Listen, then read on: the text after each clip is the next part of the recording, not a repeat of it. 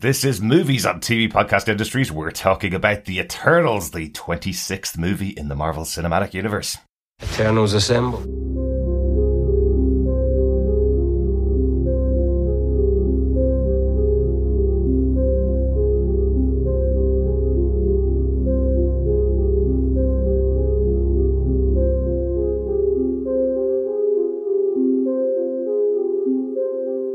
Welcome back, fellow defenders, to Movies on TV Podcast Industries. We've been back to the cinema to watch Eternals, the 26th movie in the MCU. I'm one of your hosts, Derek. Hello there, fellow defenders. I'm one of your other hosts, John. And hello, Deviants, Eternals, and mere mortals. I am Chris. Excellent. I like that you didn't classify one or other of those as our wonderful fellow defenders. You could be any. Any of them could be offensive. Yeah. But we're here to chat about Eternals, yes. Doing it a bit out of order here. We mentioned before that we will be covering Shang-Chi and The Legend of the Ten Rings when it comes out on Disney+. It's coming out on the 12th of November. That is the 25th movie in the MCU, and The Eternals is the 26th movie. We're doing them the wrong way round, because Eternals come out in the cinema on the 5th of November, the week before Shang-Chi comes out on Disney+. So kind of weird that we're doing them the wrong way around. But we will be talking about Shang-Chi. I promise we'll get to it. Yes, we will. Yes. Yes, definitely. Two very different movies. Two very different movies, but we just had a lot on. We've just finished covering Y: The Last Man, the 10-episode series on Hulu, and just finished covering What If, Marvel's animated TV show. So loads going on in October, and unfortunately with everything that was going on in the world, we couldn't all get out at the same time to see Shang-Chi in the cinema. So we will be back with that, but we do want to talk in depth about the Eternals. So we've all got to the cinema. Did we all go and see it in IMAX? Myself and John went to see it in IMAX. Chris, did you get to see it in IMAX? I saw it in Max, which is kind of faux IMAX, but with Dolby Atmos. Okay. Kind of, it's the Dolby Vision aspect. And Yeah, Atmos. so it's a smaller screen, but same sound.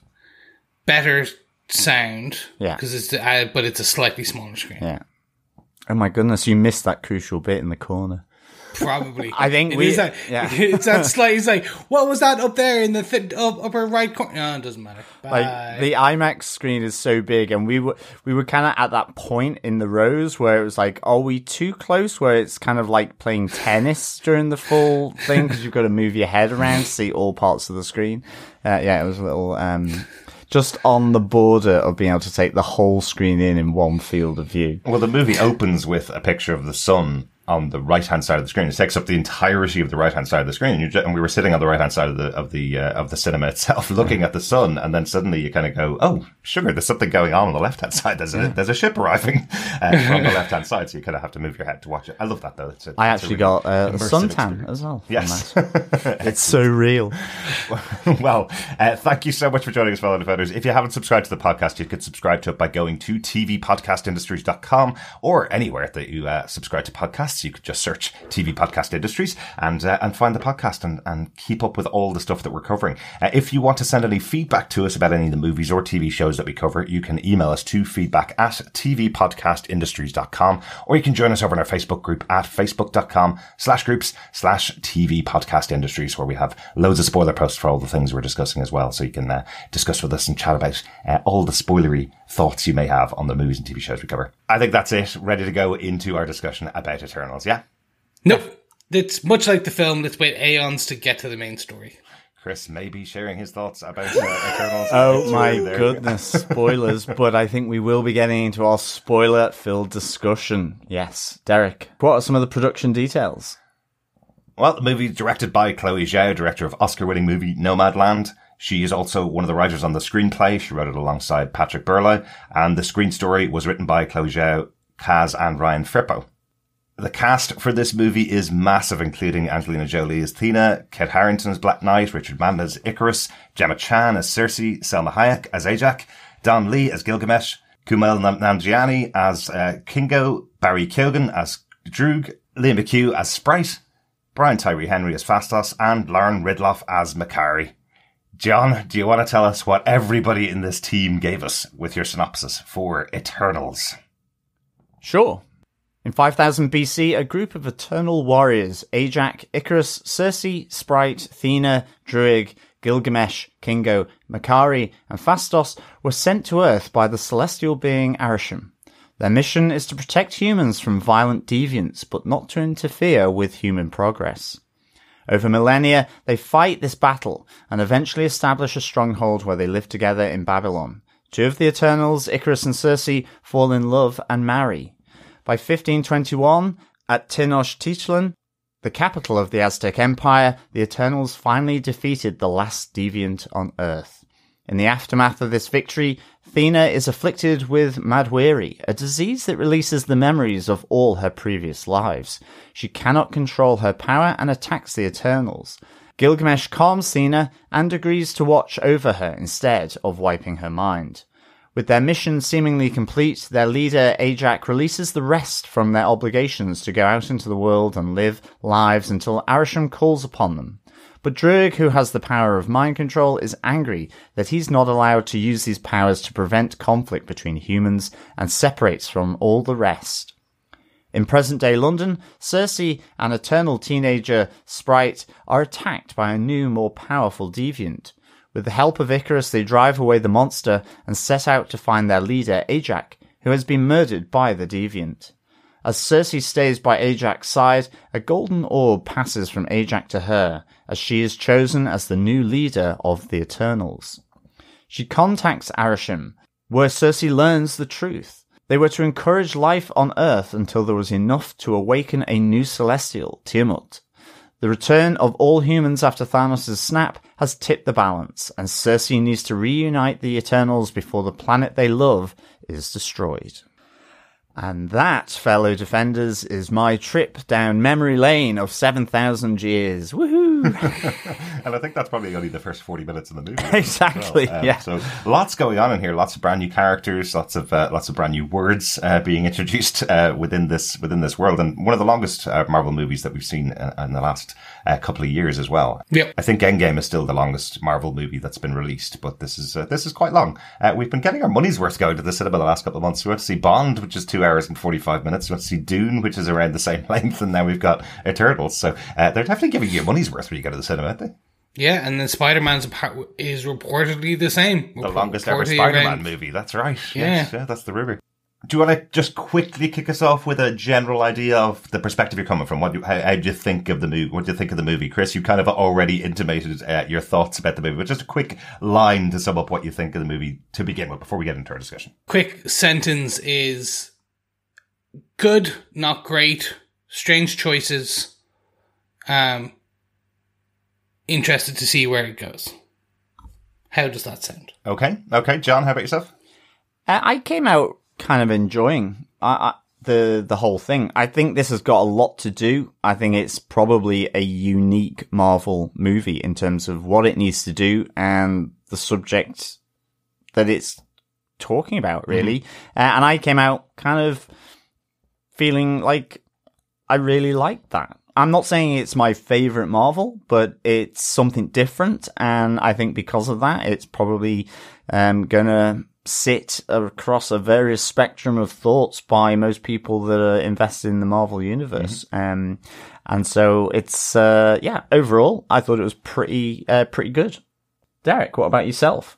I came out not sure whether I liked the movie or not, but having sat with it for a few days, I actually think this is a pretty contemplative movie. I think the storyline of it is really complex, and everything that's going on in the movie takes a bit of time to think about and kind of get your head around. But I came out unsure of how I felt about it, but after thinking about it for a few days, putting together the notes and kind of getting a full idea of what the whole storyline is trying to accomplish, I think they did a really good job with this movie. This is something that I'm really looking forward to going to see again in the movie. There was a great spectacle to it. It's a good epic film. And as you say, John, it's trying to accomplish a lot with a storyline with all brand new characters. There's none of these characters that were mentioned before in other movies. And, even the things that connect to the universe that we've seen before are quite complex in their explanations. It's not a simple explanation, for example, why they didn't interfere when Thanos attacked the planet. It's not a simple explanation. We have that dealt with over the course of the film. That kind of stuff I thought was really interesting. So overall, really liked it. They've accomplished a lot with the movie and very intrigued to see how they incorporate these characters in the future. Yeah. Excellent. Let's get into our main points to talk about in the movie. And I've I've kicked off our first point as Eternals Through History, which is about 6,500 years, I think, if my maths is correct. They arrived 5,000 BC, and I think the battle, which kind of ends that first period, is 1521, so that's 6,500 years. So can we cover that in 1 point, guys? I guess so. Sure, I guess we'll we can have at least attempt. Yeah. In the beginning, there was man. Well, no, Actually, Chris. before that, In the beginning, there was yeah. Yes, so the story of the Eternals is that they're sent to Earth by a being called Arasham to protect humans from deviants which are rising on the planet in 5000 BC. So that's kind of our first moment where we see them arrive on the planet. We do find out later that story is not exactly accurate, but this is the belief that they have when they're coming to the planet. And really interesting opening scene where we have this ancient Mesopotamian society fishing on the beaches, and then suddenly we see an attack from the deviants taking out a human on the beach. Instantly, I realized we were in a bit more of an adult Marvel movie straight away. We have someone getting eaten alive in the opening couple of seconds of this movie. I thought that was quite a surprise. It looks quite brutal. I know we've had brutal moments in Marvel movies, but it felt really instantly brutal at the beginning of this. Well, he gets his whole head taken off, like, pretty quickly, and it's a dad, and you see the kid kind of going, "Father! Father!" Yes, and then it was beyond that, it was the instant we're in to a fight. Yeah. Which is unique. And not, well, I say it's unique. It felt unique. It probably isn't. Probably they're actually thinking about it. Age of Ultron did it. Which I was thinking exactly the same. Literally, I was like, oh wait, it's Age of Ultron. Where you get to see, everyone gets their own couple of seconds, then you get to see the team as a whole. And I enjoyed this. You get to see all the fighters together, and then all the thinkers come down to, and everyone, it was an interesting way to show everyone's powers. Absolutely, Chris, totally agree with you. Having these 10 new characters being introduced to the universe, what a great way to kick them off and have a moment where each of them shows you what their powers are. You know, we have Superman beginning, so with Icarus arriving, and obviously Theta coming in directly afterwards, looking like Wonder Woman. That my instant thought was, hey, look, Marvel's doing a DC movie and they're showing you how it should be done. So it was instantly in, everybody battles together and they're all on the same side working together. Really intrigued to see Kingo come in, a character played by Kumail Nanjiani, who's showing that he has finger guns back in 55,000 BC. That was really fun. And then, as you say, Chris, having all the thinkers, having, Makari coming in and taking everybody out of harm's way, all the humans out of harm's way with their super speed, and then having Phastos come in and show his abilities with technology, then having Drew calm everybody down using his mind control, so you see all of these different aspects of this full team. One other thing I really liked was when they were all brought to life effectively aboard the ship and all given their uniforms effectively. I like how they step forward, look at Earth and look at each other and go, "Hi, my name is Icarus." So they're brand new, effectively reborn as they're coming to this world. I think that was a lovely touch right at the start. It kind of plays out a little bit later on when you realize that they've all had their mind wiped after the last time they had a mission like this. I thought that was kind of interesting to see. Yeah, and it's that first contact as well, isn't it? It goes or delves into that that tradition of the idea of aliens coming to Earth to imbue knowledge. So is it Graham Hancock or one? Eric von Daniken. Yeah, there's a number of authors. Chariot of the Gods. And all about sort of like with the pyramids of Egypt and so on and so forth, all this different theories.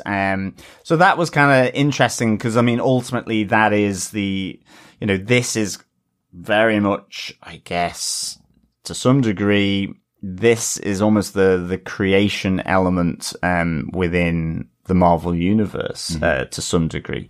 So I thought that was really cool. I loved how they arrived. I loved that shot of them all silhouetted against the sky with Icarus kind of floating down in between them. Very Superman-like, and of course, quite a few references to the rival comics with Batman and Alfred, as well as Superman, which I thought was quite interesting. I guess I think it's when Makari, there's one point where she is speeding through the world, and there's a very Flash type moment there where she's sort of bounding across the planet's surface. So you get all really the DC characters in this. You really do. You get thematic references or direct references to all the DC. Definitely, it is majors. The direct references as well. You know, the fact that we've been covering Marvel stuff for 6 years now on our podcast. You know, I remember back in the day on Netflix. You know, and you kind of go, oh, they're watching 24 on TV. Oh, 24 is part of the Marvel Cinematic Universe, and now 10 years into the Marvel Cinematic Universe, they're referencing Batman, Superman, Clark Kent, Alfred Pennyworth. You know, they're actually saying their names out loud in a Marvel script. That feels really unusual. They're effectively really setting it in our world. Yeah, even the first contact element, I guess, with Superman coming from an alien world. Yeah. I love the little battle at the start, seeing kind of bits and bobs of everyone's powers.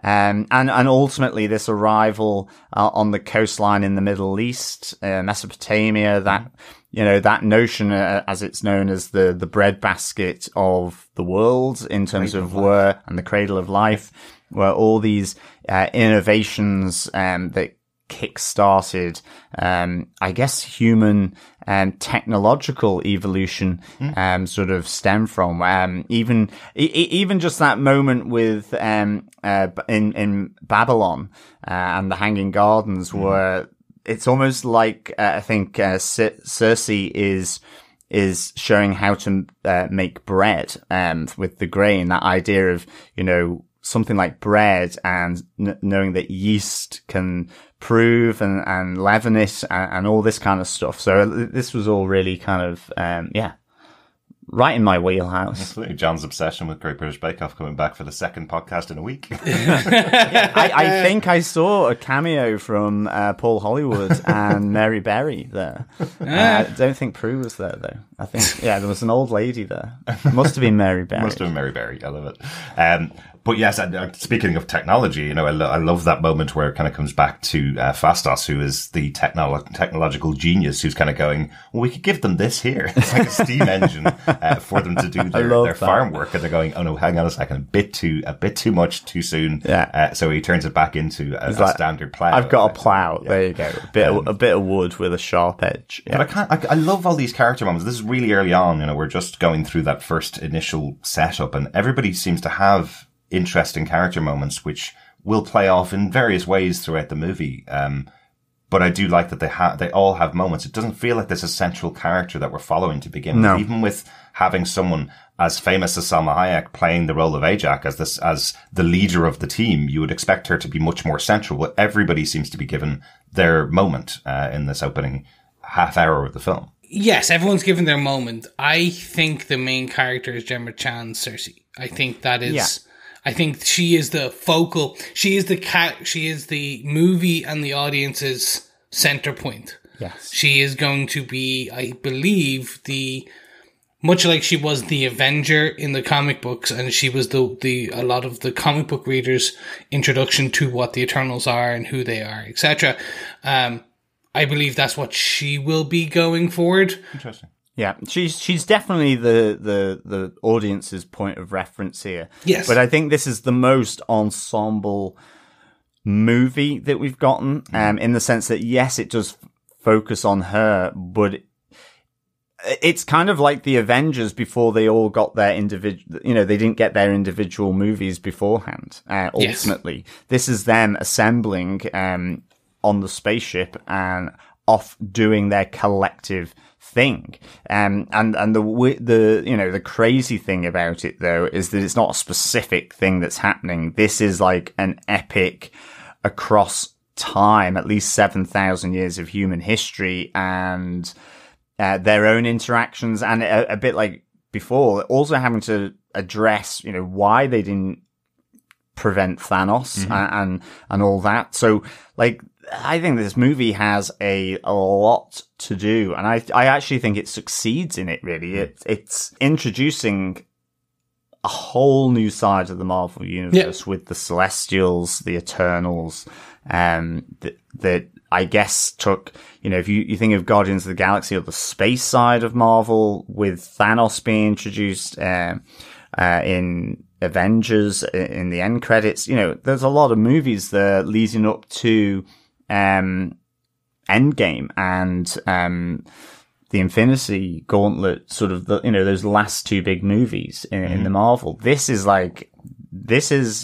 dumped on us. Yeah. There's not been any post-credit hint at Eternals, the Celestials, other than the trailers ultimately. So this is here's a whole side that we haven't mentioned before. Yeah. I mean, even with Doctor Strange, in terms of introducing the magic, that now is, through Thor and through Spider-Man and Endgame and so on, there's been, a number of moments to sort of acclimatize people to that in the MCU. Even though, at least for people that are coming to Marvel from the movies, and we've been talking about the multiverse, how there's all this warm-up with WandaVision and with Loki and with No Way Home, the upcoming Spider-Man, to kind of acclimatize the audience to multiverses. So this is like completely different to that. It's like, here you go. Here's this whole new thing that includes Celestials, Eternals, does this include Galactus? Does this include cosmic entities like Eternity or the Living Tribune? It's kind of like, where do they all fit in? But it's basically the focus on Celestials and Eternals. Yeah, absolutely. And the entirety of human history. And the entirety of human history and their own interactions between the Eternals and their interaction with humans. And their view of the planet and the human race, and trying to say, this is why we didn't stop Thanos or Thanos. and the argument from Chloe Zhao and Kaz and Ryan Firpo, who wrote the central story for Eternals, is that audiences are now becoming so knowledgeable within comic book stories that they didn't want to present the simple bang, bang, pow, pow superhero comic book movie that people expect to see. And that's one thing I will absolutely compliment Kevin Feige's version of the MCU now going into phase 4. They are making more complex films, and it feels like they're willing to go, this doesn't have to be for all the audiences. These are movies that can be made for some audiences. Some people will really enjoy this. Some people may not like it, but it doesn't matter. They're at that point where they don't really mind anymore. Of course they want to make money, don't get me wrong, and they probably limited the budget on something like this to go, this won't make $2 billion like Avengers Endgame made. It may make 700 million, which is a significant profit on the budget that they threw into it. But they don't care. They don't need every person in the world to go out to the cinema. They'd love it, but it feels like they're making movies for different audiences now under the Marvel Studios structure. And this feels very different for that reason. I agree. Yeah, I'd agree. Definitely. I definitely agree. It is the origin story of the, I guess, the massively powerful deities of the Marvel universe in the Celestials. And you did say this is Eternals Assemble, but this movie does kind of moving into our second point. It is the breakup. It is the Eternals disassembling. Yeah. When we get to that battle in Mexico, when we get to that final deviant has been found on the planet, they go to Tenochtitlan. That wasn't too bad, was it? I think that was pretty good. Yeah. I mean, I had to really kind of focus on how to pronounce the capital of the Aztec world. I guess what you could call it Mexico City. It's present day Mexico City, but you want to give its real name from Aztec times, from the 1500s. You want to give it its real name because it is the big battle there that ends that society effectively. And I like that they layer in this extra complication. We have Thena, played by Angelina Jolie, losing control of her mind effectively. She's she's been afflicted by a disease which they call Mad Weary, where effectively her mind breaks and all of her previous iterations, all the other planets that these Eternals have gone to and carried out their plan are all converging together in her mind, and she can't keep them all straight. So she turns on the Eternals and fights against them. This is a really interesting complication to bring into the movie, because I didn't expect that. I thought the Eternals were created to come to Earth to carry out a mission. I didn't realize they'd done this on multiple planets. And while they say they're Eternals, they don't just mean they go on forever from the point they arrive to Earth. They have been also going on forever since before they arrived at Earth. Yeah, but within the story, this breakup after the battle at Tenochtitlan, there is, I think that's how you pronounce it, but it's we don't know that about Mad Weary. It's an affliction that's come on her, and they know about this, but they don't realize how it connects to Arishem and actually their true purpose, at least for most of the Eternals there. And I think that's the interesting thing. This breakup is not only because of the Mad Weary suffered from Thena, and you have Gilgamesh, who will then stay with her to keep it under control and is able to sort of deal with her outbursts, because Thena is a hugely powerful warrior. It's, warrior class of the Eternals, along with Icarus and Gilgamesh. But we also have, other elements of a breakup here with Druig, played by Barry Keoghan, and we also very soon after have Icarus leaving Circe, as they basically fell in love and married in Babylon. But they have a breakup, and the whole movie starts. So there's all these little breadcrumbs throughout the movie, because we have at the start about him leaving her for no explanation. So that intrigue builds up as to why has he done that, and ultimately, as we move through the film, it kind of begins to come together. But specifically, then back on Druig, it's this battle at Tenochtitlan is the conquistadors effectively wiping out the Aztecs, and this is where you see Druig saying, well, I could stop this genocide in an instant. And it really is, you see the connections being made by different Eternals to this world that effectively up till now they've lived on for about 6,000 years. And these connections that they've made, we see Circe has that also, that kind of deep love of the people of this planet as well. Have to say, this moment from Barry Keoghan, when he kind of releases the anger that's within him after 6,000 years of being told, do not interfere with humans and don't control their minds to stop them from fighting. That moment when he just releases it and says, this could all be averted. We didn't need to have them all die in war. It's such a great performance. We've just finished covering Y: The Last Man, and he was the original actor cast in the role of Yarick in that series.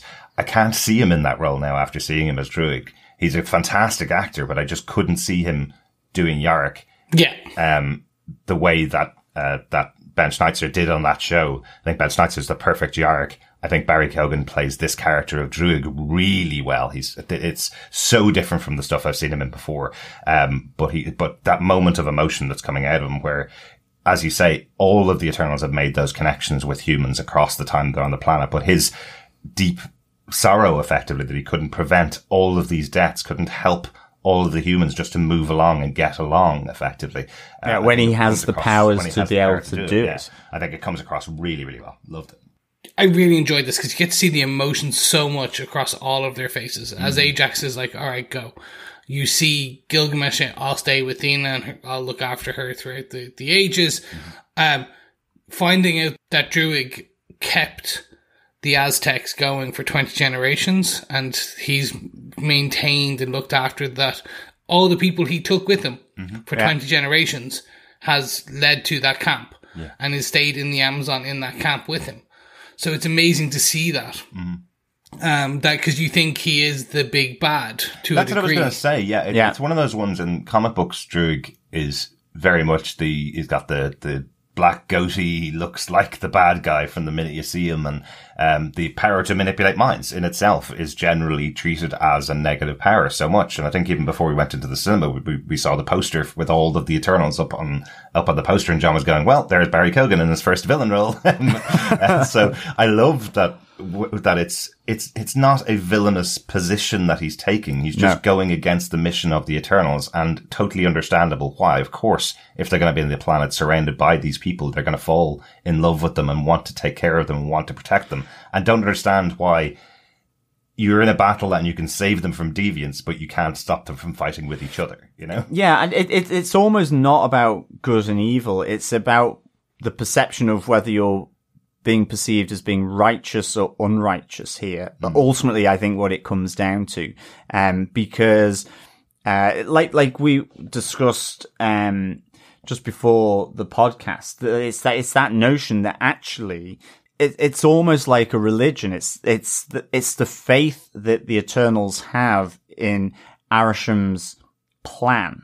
And it's whether you're unquestioning or questioning about that. It's the righteous belief to maintain with that plan despite new evidence, or whether you're perceived as being unrighteous because you've changed because of your experience and your just the being embedded in and on the planet. And those experiences over 6,500 years has changed your viewpoint of it. And of course, that scales up into a very different thing about the purity of the mission, when that becomes revealed, later on. Yeah. And so that's the interesting thing. This circumvented a few things for me, because as you say, I looked at, Druig in the posters and was like, there we go, evil guy, slightly aloof, standing off, arms crossed, closed book, in black. Everyone else kind of more gold in color. And actually, it circumvents a number of those different things of my tiny, fragile little mind, I guess. And it's more just that he's put out because he can't use his powers to help people effectively. And that's the moment when they all break up and separate. And it is kind of interesting that, having lived 6,500 years together, most of them don't see each other again, really, from that point until present day. It is just Cersei and her husband Icarus that go off and live together for a couple of 100 years more, and then that's it. That's the end of their relationship. So those two go off together. Athena being taken care of by Gilgamesh, they go off and live together, and everybody else seems quite separate. Sprite's with Ajax. Yeah. Sprite is with Sprite Ajax. stays with the leader. Yeah. That's and right. then we also find out that Makari, while by herself, was also off seeing Druig throughout the ages as well. So there has been, so what we find, while separate, a lot of them, they've stayed somewhat in contact. But having all lived together pretty much as one unit for the 6,500 years they've been on the planet, they're all kind of separated from then on and don't come together as a team. Well, it's at that moment, the mission that's finished is that all the deviants that are killing humans have been wiped out, as far as they can tell. Or so they believe, exactly. Yeah, because that leads on to our kind of central action beat, I suppose, which is our third point, the return of the deviants. So in present day, and I don't know why they don't give the date. We're somewhere around 2024 now. Is that right? In the Marvel Cinematic Universe, because of the 5-year time jump in Endgame, it's around 2023, 2024 in the Marvel Cinematic Universe. I think it's 2024 going on to 2025. Because well, depending on what month it is, but it looks like winter, so late 2024, early 2025. Yeah, something around there, and it is post the return of all of the humans that were snapped away by Thanos. But we have Cersei and her new boyfriend, Dane Whitman, played by Kit Harington, in London, going out and having a good old session, a good old drinking session in London. Yeah. With Sprite. And we kind of see a little bit of Sprite's character here.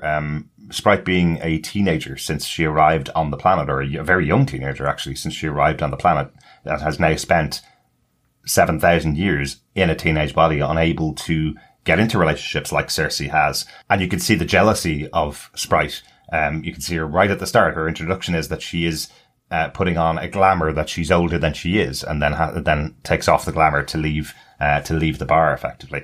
But because she has to go home for her bedtime, must be really, really irritating. Imagine spending 6,500 years as a teenager, or 7,500 years at this stage as a teenager. Can you imagine?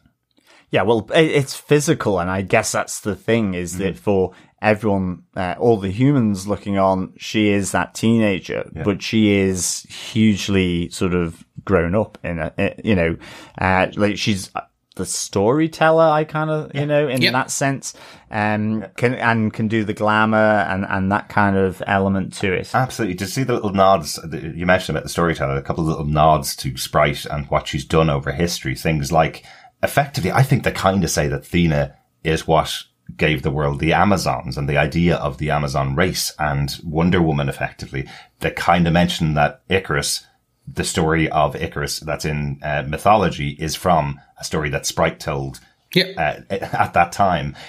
Also, I think the inference is that he's the inspiration for Superman too, which I think is a nice little dig at DC. We had Icarus; he's been around for a couple of thousand years. Lasers coming out of his eyes, alien from another planet. Did Sprite tell that story to the writers of Superman? I like that little touch that she's the storyteller that could have created a lot of the myths that we know today. Yeah. Yeah, we get these huge we get a lot of hints and nods. So if you look at the end credits, you see Sprite talking to, like, Houdini. Sprite's talking to all these masters of illusion, talking to storytellers. In the comic books, Sprite is Puck from Midsummer Night, and talking to William Shakespeare, she's the muse for a lot of these great storytellers throughout history. Mm-hmm. So it's kind of hinted at on a lot of this, but then, like, with Peter Pan, it being talked about in the comic books, she is hinted at being Peter Pan because, Sprite in the comic books is a boy. Mm-hmm. So in the comic book, Sprite is Peter Pan. I think, like, in Neil Gaiman's version of the story, he's a child star on TV, and it's kind of one of those ones that he's been on TV for about 6 or 7 years, and people are kind of starting to wonder why he's staying so young. It's that kind of little twist on it. So they do have that incorporated in the movie with Kingo's character being a Bollywood star for about 100 years. He's his great-great-grandfather, great-great-great-grandfather, his grandfather, and himself all starring in Bollywood movies from the beginning, effectively. So, the greatest dynasty ever in Bollywood. Yeah, really like that. But overall, how about the attack itself on London? Like, we did see battles throughout the ages, but the attack itself on London, where we have this kind of more powerful deviant attacking Cersei and Sprite, and Dane hanging in the background going, what the heck is going on? Because he has no idea who these people are. Again, it's really fun to see them, because Cersei and Sprite are not the fighters you have the two groups of the Eternals, fighters and thinkers, or the manipulators. Seeing how they use their powers is always fun. Yeah. Because, like, seeing Cersei turn the bus into petals. Yeah. Mm-hmm. And then the driver kind of getting out of the group going, what just happened? Absolutely. I was kind of wondering, is there a London bus at that time of night that wouldn't have anybody other than the driver on it? Did she turn everybody else on board into petals except for the driver? I was kind of worried about it. She can't change organic. That's true. That is very true. But then you see Sprite with all the different... The illusions, the glamour of herself. I love that. I love them all going in different directions. That was really cool. Well, that's it. Yeah, it was really, really cool. It felt like with Doctor Strange doing that to Thanos on Titan. Yeah. And the butterflies with the petals. So I guess as but this is really cool. I love the attack on London. You see kind of almost like the shark fin of the deviant on the canal. Mm-hmm. And then the big fight. But this deviant seems to have evolved in the sense that it can actually mend itself. Now they're pretty powerful. It takes quite a lot we see in that initial big fight, in Mesopotamia, that it takes a lot of attacks from the Eternals to kill them, and it certainly needs a kind of a bit like a zombie, the head taken off, really, to sort them out. You're right, because I like Icarus got injured in that initial attack, and he looked all powerful when he's going after the deviant, but coming back afterwards, and he does have cuts and bruises. Yeah, and we see Ajax healing him. So this was really good. And then seeing Icarus come in to kind of, again, to using his laser eyes or his energy eyes was very cool. I have to say, I did absolutely love the whole Game of Thrones meeting, I guess, of Icarus and Dane Whitman. This is written in the notes here as an extra little point. Go, John. Yeah, no, I love that we get Robb Stark and Jon Snow meeting again, and of course, Dane Whitman is in black with reference to his Black Knight and the Night's Watch. So this was all really nice. Even just having Cersei as well, that with Richard Madden effectively falling in love with Cersei here as Icarus again. Richard Madden and Kit Harington both falling in love with Cersei. That's true. Which is a major character in Game of Thrones. If you haven't watched it, Cersei is probably one of the most evil bad guys, absolutely. Just to mention, formerly of this parish, as we say, Jason Kabasi, who co-hosted one of our shows, he did point out that the last line said by Robb Stark to his brother Jon Snow when Jon Snow is going off the Night Watch is, "Next time I see you, you'll be all in black." And we do have the Black Knight in this movie coming back and meeting up with Robb Stark. So a nice little touch. I'm sure they all were on set going, "This will be hilarious." I'm sure they all knew it's not a coincidence that was the case. A fun one as well. Gemma Chan, who plays Cersei, is also a curator teacher in the National Museum of Antiquities. In Sherlock Holmes Season 1, Episode 2, she is a curator in the National Museum of Antiquities with Benedict Cumberbatch. Very good. Yeah. Sherlock is in the Marvel Cinematic Universe now. It's taking everything. Everything's involved. Yeah. And actually, that most of the people in that, because Martin Freeman, you have Benedict Cumberbatch, and you have Gemma Chan. All of them in the Marvel Universe. So at some point, we may get a Sherlock Holmes kind of reunion at that point. Absolutely. That would be great to get Moriarty in there as well. Oh, yes. Yeah. Quick one as well. This one, for anyone who's read the Neil Gaiman Eternals, there is a nice little Easter egg. As the Deviant is coming out of the River Thames, there is a homeless man with his dog, is a character from the comic books called Zurus, who is one of the main leaders of the Eternals at that point in the comic books, and is a homeless man for a while and has a pet dog.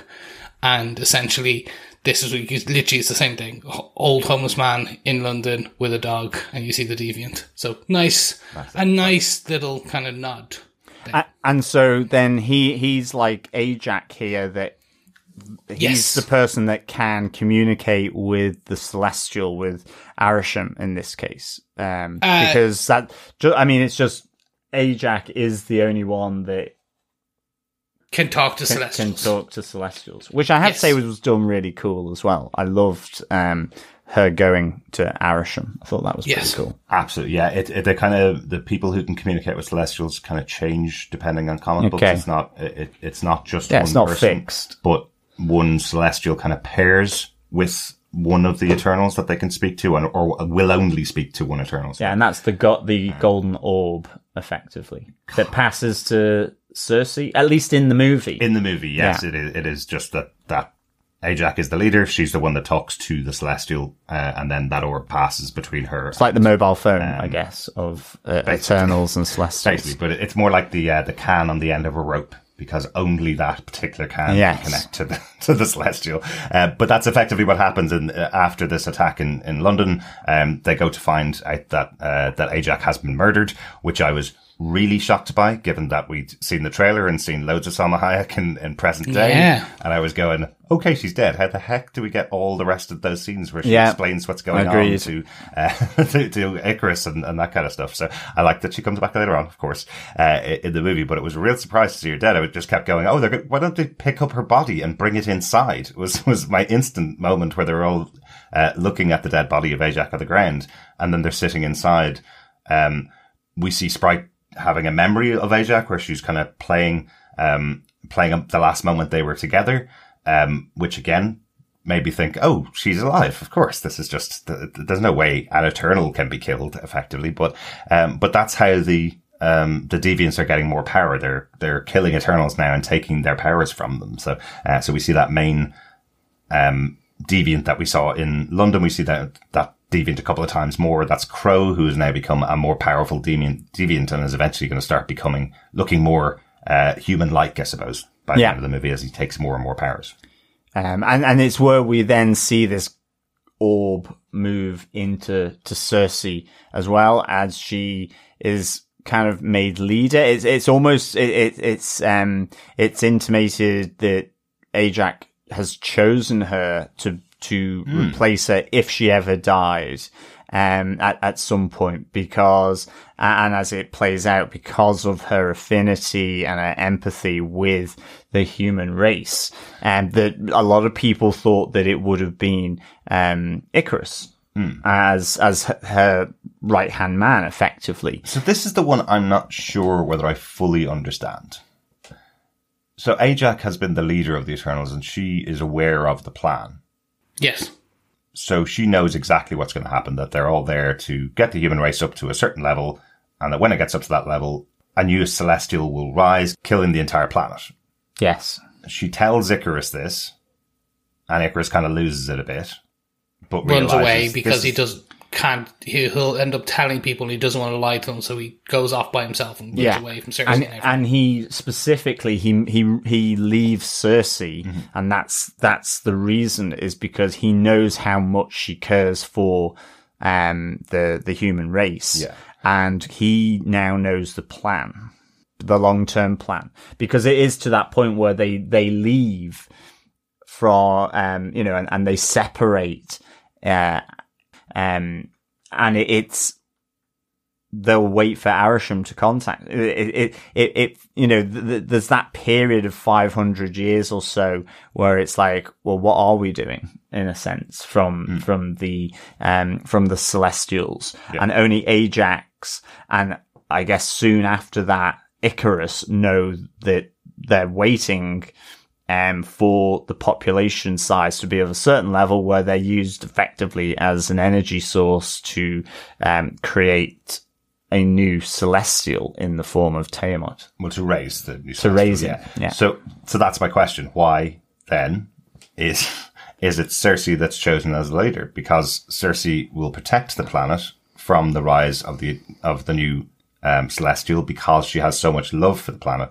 I would have expected that it would have been Ikaris, because Ajak knew what was going to happen. So Ajak changes her mind. Yeah, Ajak changes her mind. That's what I'm trying to work out. That's the moment in kind of flashback. We see it in the trailer where she's telling Ikaris about, with the snapback of all the human race with the defeat of Thanos, that all these humans, half the population of the world has returned. Effectively, Thanos effectively put on hold the creation of the Celestial by taking out half the population, and that now it's time. And so in that flashback, she says to Ikaris, and in the movie then it expands to say that, in that time since the Aztec Empire, where they were, she has also come to care a lot for the human race and what they've achieved and how they've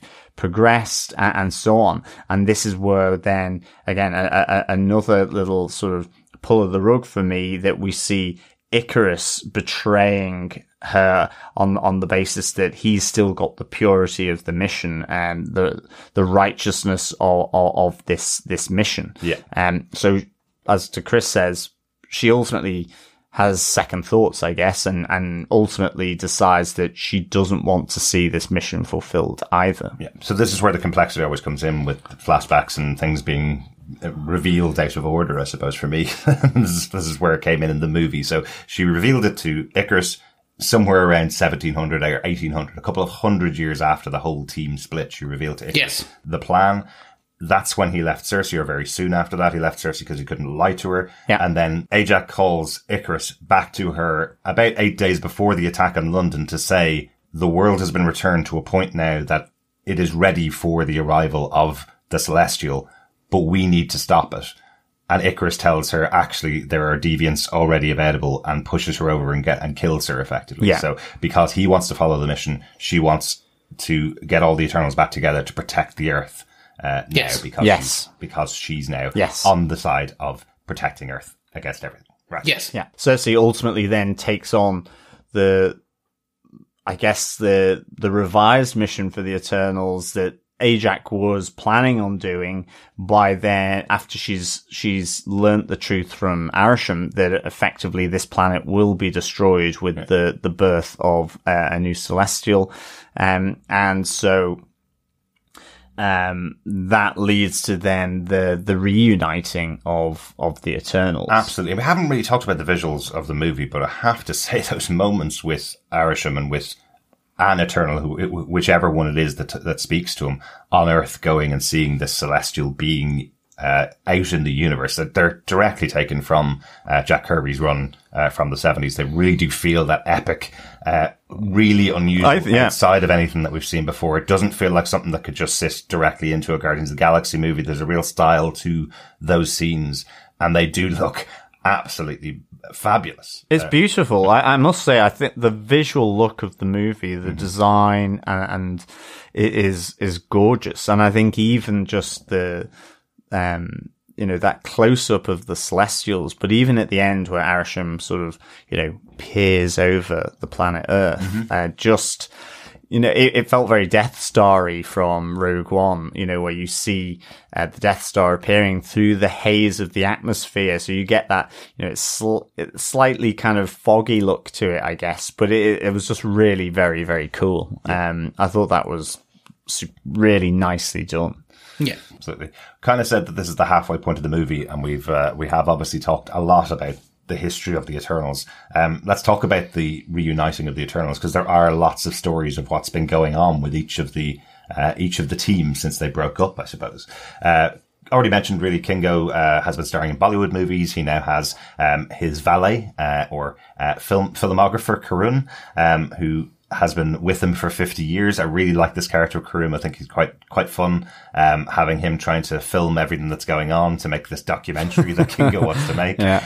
But there's also just a lovely touch within this character. I know he's a bit of the comic relief for the movie, but I think there's a lovely touch with him effectively not wanting to leave this movie that he's working on, because it's not that he's obsessed with fame or anything like that. It's that he's set up this entire studio system which has so many people dependent on him, and he doesn't want to let all those people down. There is that love inside him, like with many of the other Eternals, for the humans they've interacted with, and it comes across really well in that moment when they all say, no, you need to go and take care of this. Karun tells him he needs to go off and do the mission that he's here for. They'll all be fine without him, kind of thing. But I do think this idea that he's built up his own community around him is really special to Kingo. Yeah. Yeah, I have to say, I enjoy Kingo a lot in this. I also really enjoyed Karun. Yes, and Karun is, as you said, comic relief. But there's even just a small part of him, which is he consistently thanks the Eternals for everything they've done throughout the film. It's like, no, I want to be here with you guys. Like, you guys have continuously saved the world or saved humans or blah, blah, blah. That show of humanity is really good throughout the film, and I really do. And it's really important, I think, to have in there. And so I think it's really, it's props to Chloe Zhao that perspective is there from Karun. I really like this dynamic as well. I just thought it was really, it was just another perspective, another sort of iteration on, in effect, Kingo falls halfway house to some extent between, say, what Cersei has and what Icarus ultimately has, which is that, theologically, so to speak, I guess, or mission-wise, he's still on the page of Icarus around the aims, but he has created this whole community around him. And he has that affection for Karun and all the people there in the same way that Cersei has, and effectively, removes himself from that final battle, because actually he can't really come down on any side of that, because in some ways he agrees with both. in that sense. Yeah, that's true. That's true. That's really interesting about it. What did you think of this overall kind of, just before we get into the fight? There's basically, we can just talk before we get into the fight at the compound. I just want to see what you thought of, like, bringing what Druig's been up to. What do you think of Phastos? What do you think of Makkari? How they've reintroduced all those characters? Mm-hmm. Absolutely. Well, I think Phastos is probably my favorite story of the background characters. I suppose he does have less screen time than, as you mentioned before, Chris, the major characters of Cersei and Icarus. But his story of someone that's trying to advance the pace of human development with technology that he can provide to them. This idea that if we had aliens come down from another world that was more advanced than us, they could cure everything. And that seems to be where Phastos is coming from at the beginning. He's, saying he wants to bring the steam engine to the planet 2,000 years before we had any other form of technological development. That was his plan all along, was what could I do to aid the development of human society. And I love that we have that flashback moment to him in 1945 when the bomb is dropped on Hiroshima and he's standing in the wake of it, realizing what the humans have done with the possibilities of the technology he could have provided, and just losing all faith in humanity. I think that's a beautifully shot scene. That's a beautiful moment for a person that had so much belief in the human race to be so distraught by them. And that's why he's cut himself off from everybody and unwilling to come back to the Eternals until he finds his husband and has a child, which brings him back to the love of the human race, realizing there's another side of humanity. It's not everybody in the world, every human in the world that would have created an atom bomb and dropped it on other humans. There are other good things about humanity. I love that storyline. It's played quite well in just a few minutes it's given on screen. Yeah, I think it's really concise storytelling. I mean, in some ways, in his own way, Phastos gets Druig's moment from 1512, but in 1945, where he has that moment to retreat from everything.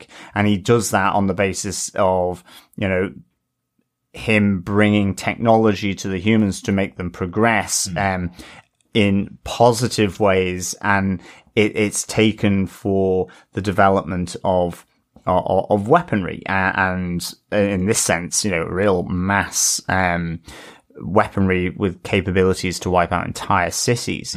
I mean, it's interesting because ultimately in the Aztec moment, you see the conquistadors with muskets and very much more advanced compared to the Aztecs. And so even at that moment, I guess maybe he has that inkling and he just sees how far it goes. I mean, we don't see that storyline, but that's the way I kind of thought about it. Was he sees where the technology that he's introduced, not necessarily that he introduced the musket, but gunpowder, the idea of explosion, has been utilized. And you have that conversation of Druig, where, why did we advance this part of the world more than others? Because that was it was like the meeting of aliens, ultimately, on Earth with conquistadors and Aztecs. Very similar stages of civilization, but with very different technologies, ultimately, and very different practices and cultures. And it sort of moves through where he sort of, retreats from it all in the same way that Druig does. So I see a lot of commonality there for very different reasons. But I think then seeing how he comes back to connecting with this planet that he's on through his husband, Ben, and the love of Ben and their son Jack, and I thought that representation was really good. Actually, it felt very, very natural. It felt very, very unforced, and I thought that was just great. Absolutely. Actually, I think I was sitting in the cinema with myself and John, obviously, being in a gay couple, seeing gay characters on screen, and I was absolutely going, they're going to do the Marvel swerve. They're going to have Brian Tyree Henry going, I'm a gay man with a husband. They won't really interact. They'll talk to each other from the opposite side of a room, basically. They'll have, representation they'll say all these things in the script, but no actual representation on screen. I am so happy they had a moment where two husbands are standing side by side with each other, one sending the other off to a battle, giving each other a kiss and sending them off like they do with every other kind of couple that you would have in this universe. And it annoys me that we got so happy earlier on this year when we had Loki saying potentially he might possibly have been bisexual at some point in the past. And we were so happy with that being the kind of representation that was being brought to the MCU. Now we actually have proper representation in this movie. I'm so happy to see it on screen. It was really good. Really well done. It's played so naturally, but matter of factly. And that's the great thing about it. That's the power around that. Yeah, there was no fanfare. It wasn't like this huge thing. Look, we've got a gay couple. Oh my God, check this. Look, we're great. Like, it was just, it was. Yeah. And that's where we are with a lot of this film. And again, before we get, there's different couples, ethnicities, races, religions, sexuality. Everything is in this. Mm-hmm. It is a melting pot of a film, and it's all played matter of fact. Absolutely. There's just, like, even Macari being deaf. Yeah. And it's just, like, that's a new thing for the film. Mm-hmm. Makes sense. It's just based on that because she goes so fast, her eardrums ruptured because of the sonic booms. Mm. And that's why they are deaf. And it's just ASL, I think they're speaking, American Sign Language in a lot of it, which is slightly weird, but sure. Should be like their own one, but no. And it's just, it's all very nice. And like everything is just matter of fact. Absolutely. And you shows how much the media has attacked all of this stuff before the movie has come out. The reviews bombing that's been going on Rotten Tomatoes, the news stories about Marvel has the first ever gay couple 2.5 years before the movie came out. The movie comes out, this scene happens, and it's totally dealt with as exactly how any other couple would be dealt with in the movie. I love that when you sit down and watch the movie and give the movie its due for what it's presenting for you, it isn't making, as you say, Chris, a fanfare out of every single character that's on screen. Everybody's being dealt with exactly the same way as Steve Rogers being the character he is was dealt with, or Tony Stark, the character he is being dealt with. None of it is fanfare, look over here, look at what we're doing, except how it's being dealt with in the press. Yeah. Well, interesting enough, as of essentially release date, which was the 5th, they said they're not making any edits to the film. So there's a lot of kind of like, it may not release in the Middle East. It's not going to release in China because of Chloe Zhao. So like there's definitely, there's a few places that they're sticking to their guns. There's no fanfare, but they're sticking to their guns that this is an important thing. Absolutely, and they haven't made. They should be. Yeah, absolutely. Yeah. Like the constant attack that Marvel has had for many years and Disney has had for many years, that they pander to audiences by toning down their language, by toning down their descriptions of things, and by toning down what they show on screen. So if they were to do that again with a movie like this and pull out scenes just to appease the market and get the money from them, it would just make a mockery of what they're trying to create as the new version of Marvel Studios under Kevin Feige. A lot of that stuff that they did in the past was under Ike Perlmutter on the Marvel side and on the Disney side. So now that he's gone, I'm glad that they're making these movies and not willing to make changes just for individual countries. If they don't want to watch them, that's absolutely fine. No reason for them to be released over there.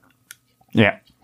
How about some of the other characters? I know a big other storyline that I think works really well in the movie. We have Thena and Gilgamesh, this idea that Thena has had this break in her mind. I think it's dealt with really well. It feels really like dementia that the character's going through, that she sometimes forgets where she is. There's even that conversation with Phastos' son Jack later on, that she kind of forgets what's going on and doesn't know exactly what situation she's in. She's got to focus really hard to keep her mind together effectively. I think this is a lovely relationship that they have between Gilgamesh and Thena. It's not stated out loud that there's anything other than a friendship between the two of them, but the fact that he's willing to spend eternity, however long that may be, protecting her and making sure she's safe, rather than wiping what Thena was in the past and wiping all of those memories out of her, I think is a lovely relationship between the two of them. Agreed. I think just throughout the film, and even into later on with some of the fights and the sacrifices, it's just played beautifully. And the stay here, the hand, very Hulk, Black Widow, in terms of that part. And then just how that plays out later on with Thena's character is fantastic. It's literally in the next kind of bit we need to talk about it, which is Droog and where he's based. They have Droog has this commune, as you mentioned, Chris. This is a commune built from the Aztec society, which he's kept alive for generations after that initial battle, and they all converge there to meet Droog, and we have the deviant attack. Which I know, John, you were I love this. I thought this was the most atmospheric. For me, it had these scenes, this forest fight, were some of the best shots and visuals from the trailer. And I loved the action here. I mean, I really like the action across all of this. I mean, it feels to me, rather than it being an action adventure, it's more like a drama adventure with really good action, or a drama adventure action movie, I guess. It was just really nicely balanced from that for me. And I loved this forest fight. I thought it was really atmospheric, just under sort of almost the dusk created by the forest. But you see that moment where one of the deviants is coming down the tree trunk, stops as the blacksmith is hammering away. And I guess, was it drawn out too long by Chloe? I don't think so. I was just there going, okay, when's it going to happen? Because it really just sort of drew it out so much. And then I totally agree. Any other director of any Marvel movie would have had that blacksmith taken out. Yeah, exactly. And that would be the first attack, and then they maybe find his body, and then that extends the scene. What Chloe Zhao has done here, just having the shadows in the background, and if you happen to see them, then you're waiting for the attack. If you don't happen to see them, if you just miss that shadow in the background, you're not expecting an attack. But from that moment, if you have seen it, you're kind of waiting for something to happen, and it doesn't need an attack to make you as on the edge of your seat for the attack, or me anyway. Yeah, and you have, I mean, I think the Icarus fights are just spectacular, flying up through the canopy in the air, but also where, the power deviant manages to crush his head down, and he's fighting this, and it ultimately requires someone to come and help. To get him out of that bind. I just thought all these were just really good visuals. I love the moment where Droog's got all the people sort of just firing the weapon at all the guns at one of the deviants. Here we see a new power, effectively, of Cersei, where she is able. So effectively, her power is she can change the material nature of all inert materials, but she can't do living or organic. She can't change organics effectively. And here we see her creating a tree out of one of the deviants when she's kind of been forced into a pond and is fighting to save her life, really, from this deviant attack. So, but I love the moment where she sort of just puts part of the tree into water, changes the rest of it to effectively silver or sort of some kind of metallic, and to cage the deviant. And then you have Druig coming in with all his, all the people from the camp, and they're just firing sort of really sort of in sync. That was really, really cool. It must have taken that's something I want to see in the making of it. Just the choreography of getting that many people to do the exact same movement at the same time. That was really cool. Yeah. And also this is where we get to see the more kind of human form of this deviant as he absorbs and ultimately kills Gilgamesh, to become, Crow.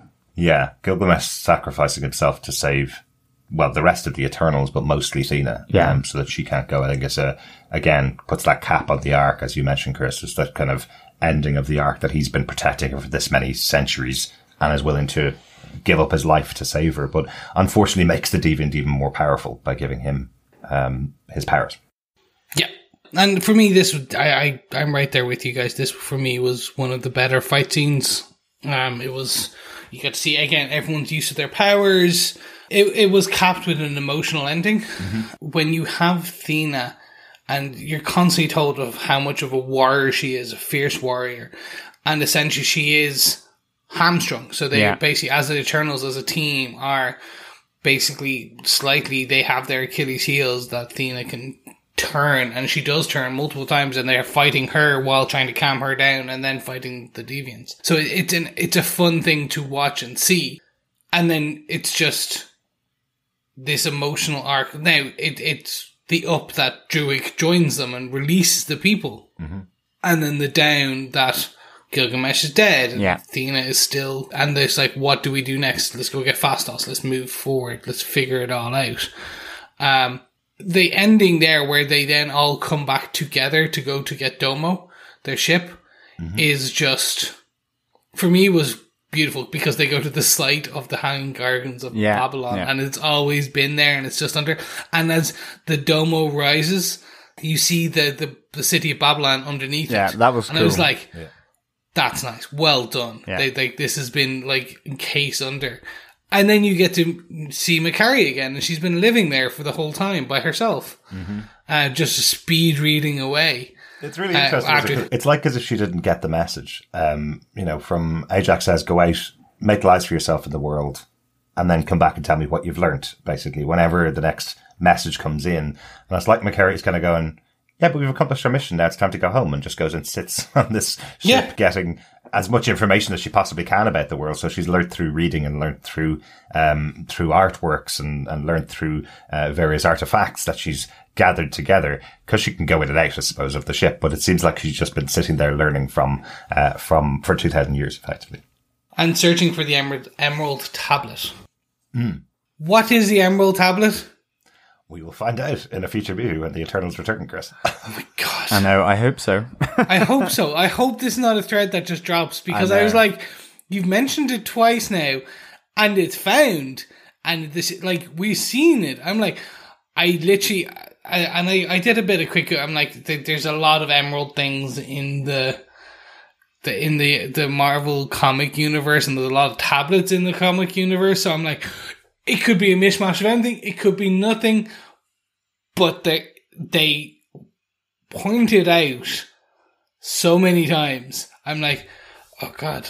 Like, what? You should please just tell me next time. And I thought it was just something to do with how they were creating the Unimind. I thought it was some basic plan that Phastos was using to create the Unimind, because it was so important to, as you say, mentioning it out loud over and over again. And when they go and meet Makari, who's the last member of the crew to get together, she's got the tablet right there. You see Drew pick it up and going and giving her a kiss and saying, thank you, of course you'd have it, kind of thing. So I just assumed that there would be a connection to the final plan. So I guess there wasn't. I guess there was no line there connecting the two things. Yeah. Because she was stealing from the humans back in the days of Babylon to find this Emerald Tablet. Yeah. And I'm like, okay, what else could it be?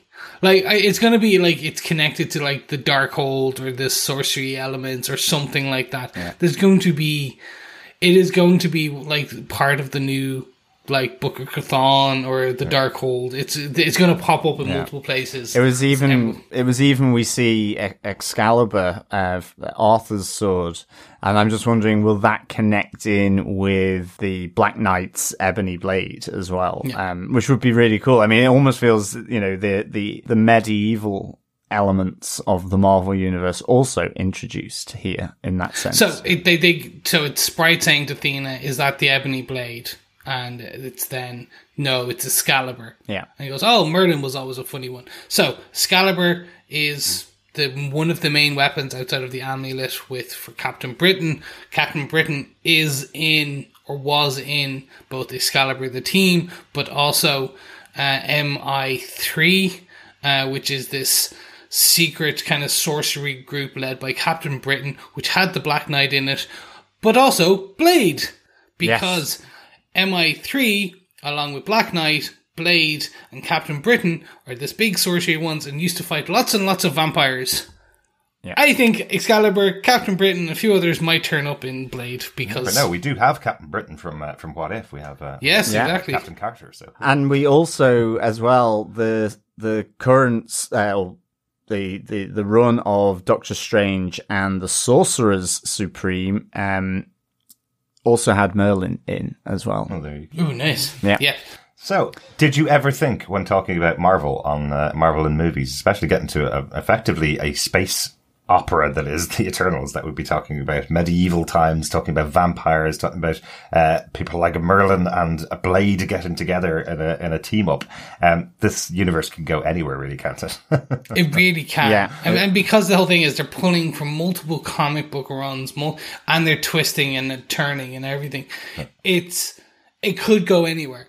Because, say, even this film, where they had 2 or 3 good versions, they just mashed multiple bits and elements and took bits and things from multiple things and put them all together to make their own amalgam version. And I'm like, yeah, you could go anywhere with this. There could be a purely, the Excalibur, which was a mutant team, is now just purely non-mutant, English-based kind of team fighting vampires. Yeah. There you go. But that's not new for the MCU either. At all, that this is what the MCU has always done, is taken bits of comic books. But it's also not new for comic books. Like, you couldn't really read Neil Gaiman's version of the Eternals as a direct translation or a direct follow-up to Jack Kirby's Eternals. He was taking elements of it and twisting them and changing them for the present world that he was writing in at that time. Yeah. And there's been another version of the Eternals which is much more recent. There's been 2 other versions of the Eternals which are much more recent. Kieran Gillian's, another Irishman. Yeah, Kieran Gillen's is the most recent run, but there's one in between the 2 that has another change to the story, another change to the Eternals and their motivations. These are characters that are smaller characters in the Marvel Universe and do get changed quite a lot in this world. So the MCU making their own change to their motivations and who's the villainous one, I suppose, or who turns on the team is very much in keeping with the history of the Eternals. Oh, yeah. Like, speaking of who turns on the team here, our final battle, really, stopping of the rise of the Celestial. I like that there are people that turn on them, and I like that Cersei, I think, makes the statement at the end that everybody's just going with what they believe. And there's nothing wrong with that. She's not holding anything against Ikaris and Sprite by the end of this massive battle because they've gone against the team. They were just going with what their beliefs were and what they felt was the right way to deal with what was going on. Yeah. Ikaris has known about this for many years, and his plan was always to release the Celestial on the planet, effectively. Yeah. And then Sprite sides with him because Sprite's in love with Ikaris and has been for 6,000 years. Yeah. But a bit of a shocker. Yes. That's Sprite. Well, turned sorry. on Cersei. Oh, Sprite, no. Because you kind of, from the Peter Pan moment, it is kind of said that there's a love there. So, not really there. Ikaris is the one. This is partially the one. I enjoy the betrayal. I enjoy the character. Like you said, usually it's Druig. Druig is usually the bad guy. He is the evil Eternal, essentially, in the comic books. Neil Gaiman's run and some of the later ones. He separates himself from the Eternals for his own gain, for the most part. He actually tries not to go up against the Eternals because they're all as powerful as him. He's kind of, I think there's one where he signs a treaty where he's given an entire state to himself, where he sets it up like Doctor Doom, effectively, in Latveria. He sets up his own state, and the agreement that he has with the Eternals is, you don't interfere with whatever I'm doing. And I won't come anywhere near you, basically. So Druig is a villain, but is almost a villain to other people, not to the Eternals. He's just a part of the Eternals, but he happens to try and avoid them. Yes, and he hates Ikaris, and Ikaris hates him. Mm-hmm. But for me, this was the one it was a strange choice. I don't bump up against it. I don't know whether it's Ikaris is the actor, just his portrayal of that kind of just stoicism and kind of devout portrayal of Ikaris and of a religious zealot who is, I will do whatever, even if I must be destroyed, and I will be reborn. It is our purpose, etc., etc., etc. I don't know if I bump up against that. I don't know. This is essentially the crux of it for me. I think you're supposed to bump up against it if you hold the view that he shouldn't be devout or righteous in his devotion to the mission. So that's the point. Because that's not necessarily how... I mean, from what you're saying, that's not the choice you would make in that situation. And okay, you might be slightly biased because you're human, but you know, I want to survive. Exactly. Yeah, I don't. It's just strange. It's not, because devotion has produced that many times before, across countless, whether it's religious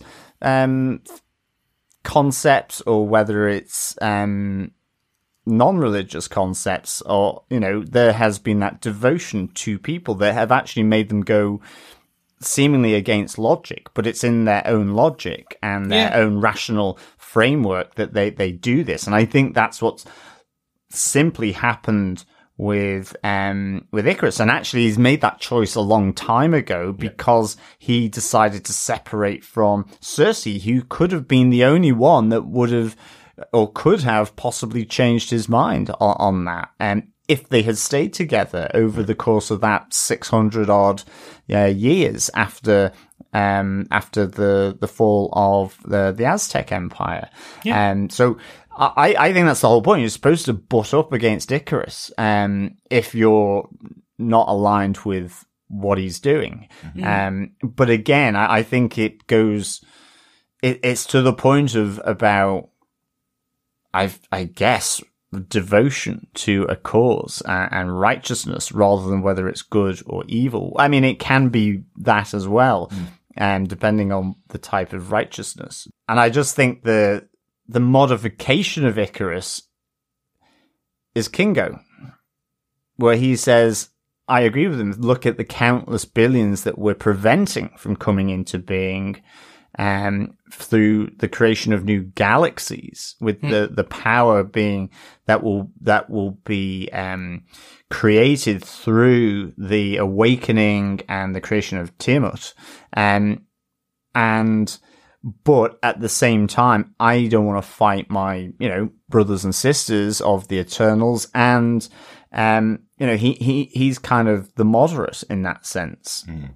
So I think what's good about it is it gives that full spectrum, ultimately. Exactly. At different stages of their time on Earth as well. I think, Druig, that realization of wanting to interfere more with is the same idea. And now here Cersei is wanting to absolutely interfere with the mission, which is to stop the awakening of a Celestial. And it's also the fact that what Druig learns is the reason why they're not allowed to interfere is because if you have war and humans die in war, you will have a baby boom afterwards, which will feed into the plan of filling up the planet with more humans.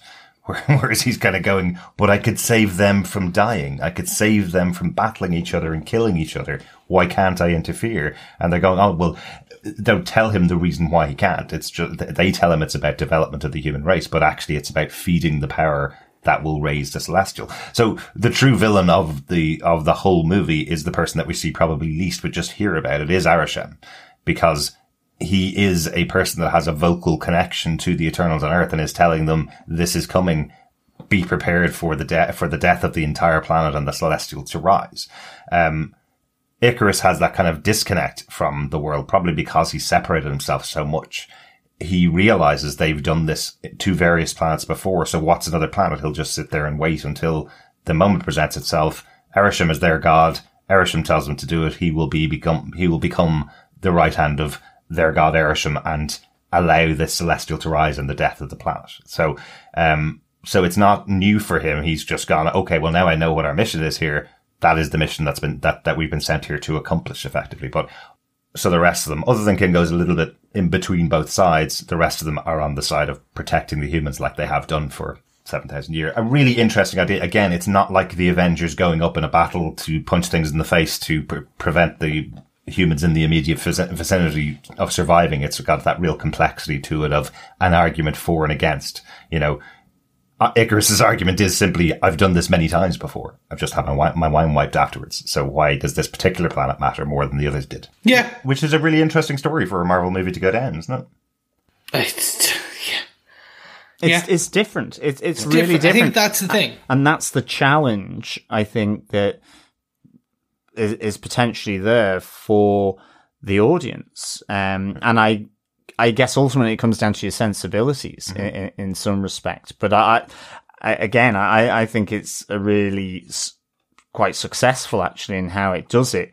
And I think that this final battle to stop the rise of the Celestial, it is really good. I mean, I like that we see Phastos getting in and using his tech to effectively restrict Icarus. I think that's really cool. Yeah. We really see, that great moment for Makari where she's creating the dust storm from the beach around Icarus, and then Crow as well. But also you see Athena versus Crow is a great battle too, where Athena's beating down him. He's trying to use the knowledge that he's gained from absorbing Gilgamesh as well. He's trying to use the words that Gilgamesh said. But I love that Athena's still able to keep her composure and take him out. That's really cool. Yeah, it's really good. And then we see Cersei sort of that moment where she created I guess, are Celestials organic? Because they don't look it, do they? And like Aramesh does look like a massive hunk of like some kind of rock, but they are sentient. They are organic in that sense. Yes. If you think Nowhere, which is in Guardians of the Galaxy, is the head of a dead Celestial, and they mine the organic brain of the Celestial for stuff. Right, and so she uses her hands to effectively do a massive celestial popsicle. And I thought the awakening of it was very cool. I loved the imagery of the fingers coming out the ocean, and the head starting to rise, and that yellow gold of Tiamat. I just think that's really awesome. And it's to think I really want a future MCU movie to kind of reference the fact that there is this like new formation coming out of the Indian Ocean. So, I thought that was pretty awesome, to be honest. Very cool. I think they're going to have to. I think it's going to have to be talked about at some point. It's just like, by the way, we've now got this massive thing. I mean, I love the idea, like, really towards the end. I think there was some CGI seagulls or seabirds sort of, like, going around the cliffs of the fingers. And I just, basically the amount of bird poop that's going to be on Tiamat's fingers when, I guess, if he does awaken in some way that doesn't kill Earth is pretty interesting. Yeah, I don't think that's possible. No, I don't think so either by how they've said it, but... Yeah, but the humans do have a few other things to worry about. This is just the rise of something new in the ocean. They may not be able to know exactly what it is unless they see it with their own eyes or a little bit of investigations done. Whereas, in our final point, the aftermath, the end of the movie, we do have Arishem themselves arriving over planet Earth, which can be seen from planet Earth. Yeah. Picking up 3 of the Eternals, picking up Kingo, Cersei, and Phastos, taking them from their homes and dragging them out into space. Like, that's going to be on the news for a few weeks, at the very least. Right? Yeah, definitely. Half the world sees this. Yeah. It's over London. But also, I presume over the US with Phastos being taken up and Kingo. We don't know where he went with Sprite. I presume he was on the way back to India, or was he taking care of Sprite, or was Sprite going to boarding school? Sprite's going to boarding school. Yeah. She's now a true human. I wasn't sure whether she was going to be staying with Kingo while going to boarding school, or he was just dropping her off and then heading back to India. I suppose she's 6,000 years old, so she doesn't actually need a guardian, but she may doesn't actually need education, but it's good for her. Yes. Yeah. I think Sprite will be back in some form because Sprite is the only eternal, non-eternal, ex-eternal left who is able to basically talk to people and tell them what happened. Yeah. So Dane Whitmore will be able to find Sprite and kind of talk to other people potentially I know this is a terrible thing to have in mind when you're watching a Marvel movie, but I was there the whole movie going, this was filmed in 2019, I think, and then finished. A bit of extra filming was done in 2020 just because of lockdowns and how the shutdown happened. And I was looking at the actress who played Sprite going, they better do something in this movie to release her for being an eternal teenager, because she's a very young actress playing this role. And if they don't do something in the storyline to sort this out, when they come back to film with her, even for her cameo scene, she's going to look 25 and it will not work. So they clearly had to do something in here. And it makes sense for the character arc of this character that spent thousands of years as a teenager. It makes sense to release her from that and definitely and move it along to allow her to grow. But now she has no powers. That's the big difference. She's no longer a powered Eternal. Yeah. No, she is essentially being turned from an inorganic to inorganic. Yeah. And we have, when Arishem is, I guess, has them in judgment, for, I guess, them going against, Mission. It's interesting because I think the original comics have that Celestials make a judgment on planets as to whether they're worthy to exist effectively. And that is ultimately where it comes back to, which is instead of the exploding planets with the awakening and birth of the Celestials from them using all that energy, it's that Arishem is, well, I will leave them and I'll come back to pronounce judgment on the human race. At some future date. So, that threat, in terms of it, the judgment of Arishem hasn't gone. It's there for the planet. And he's going to use the memories of the Eternals. Again, the comic book version is the judgment is based on the memories of the Eternals, the information they're feeding back. And there's no specific, timeline given for when the end of the planet that the Eternals are on, will come. But it's just fed back, and eventually a judgment will be made by a Celestial as to whether that planet should survive or not. So that's kind of the threat of being an Eternal and getting too close to humans. This could happen any day. Depending on what we're feeding back to our celestial god, let's say, of Arishem, he may just decide, well, actually, this planet doesn't deserve to exist, and kill it. Yes, they call it the hosts. The first host, second host, third host. Is when they come to judge, and it's essentially yay, nay, or continue the experiment. Mm-hmm. Yeah. So that's from the comic books. Yeah. Anything else about where we have left everybody else? We've got, as we said, three of the Eternals being dragged out into space by Arishem. We've got Icarus sending himself into the sun, kind of fulfilling the story that was created for him by Sprite back in mythology, that he is the being that flew too close to the sun. Does that mean the last time we're going to see Icarus? Don't know. Does he die?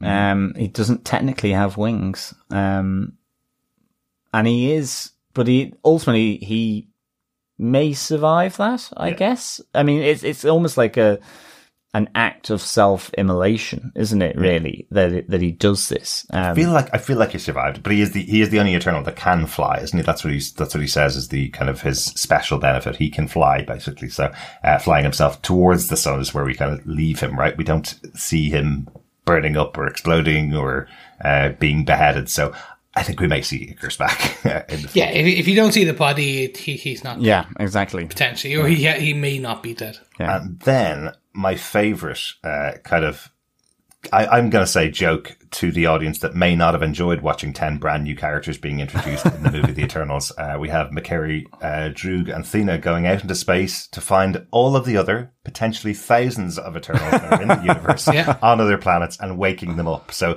these are not the only Eternals in the galaxy. And I love that little kind of, I think that's a little poke at people that may have thought there's too many characters in this movie. Well, guess what? We could have had 1,000 more characters in this movie if we'd wanted to.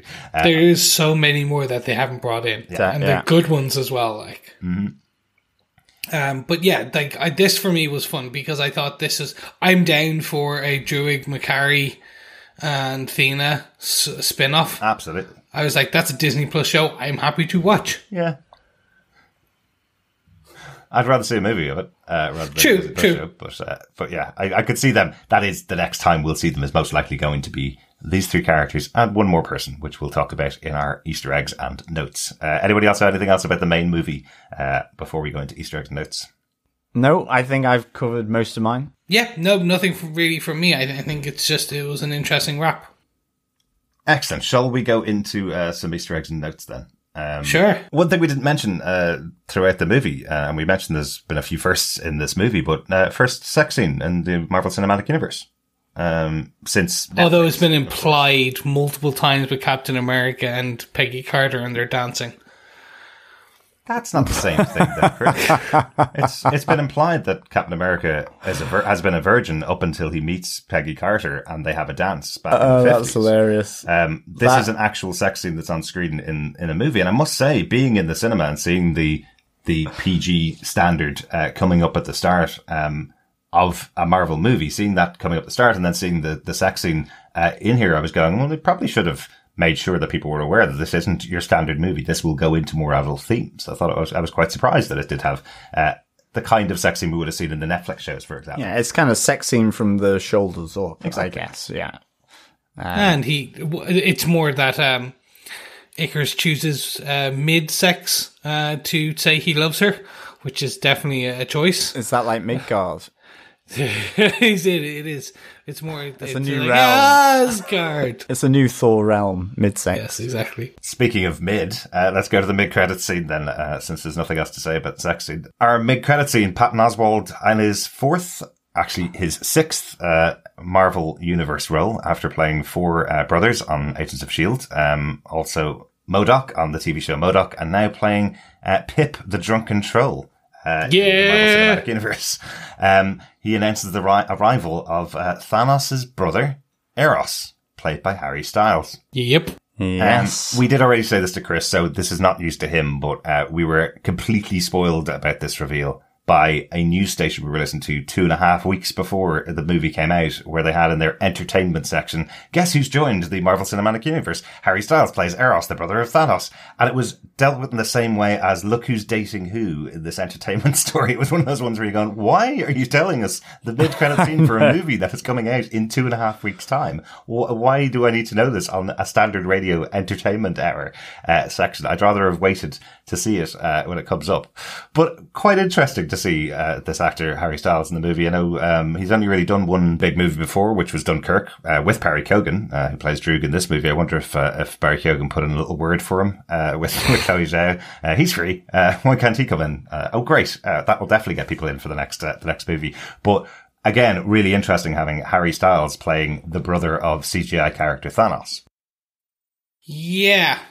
So Thanos is an Eternal. That's right. Just getting that out there. Yeah. He's an Eternal with the deviant gene. Mm-hmm. Essentially, that's how they used to describe him. He's a bit off left of center. Yeah. I.e. the purpleness and the chin and all that jazz. And Eros was specifically created to be an attractive brother of Thanos. That was the creation. So I kind of like the idea of picking someone like Harry Styles, who's known to be very attractive. But he also has a different type of deviant gene, let's say. He likes a lot of fun, outside of the, standard pursuits, let's say. He likes deviant. He likes being deviant. Yes. Yeah.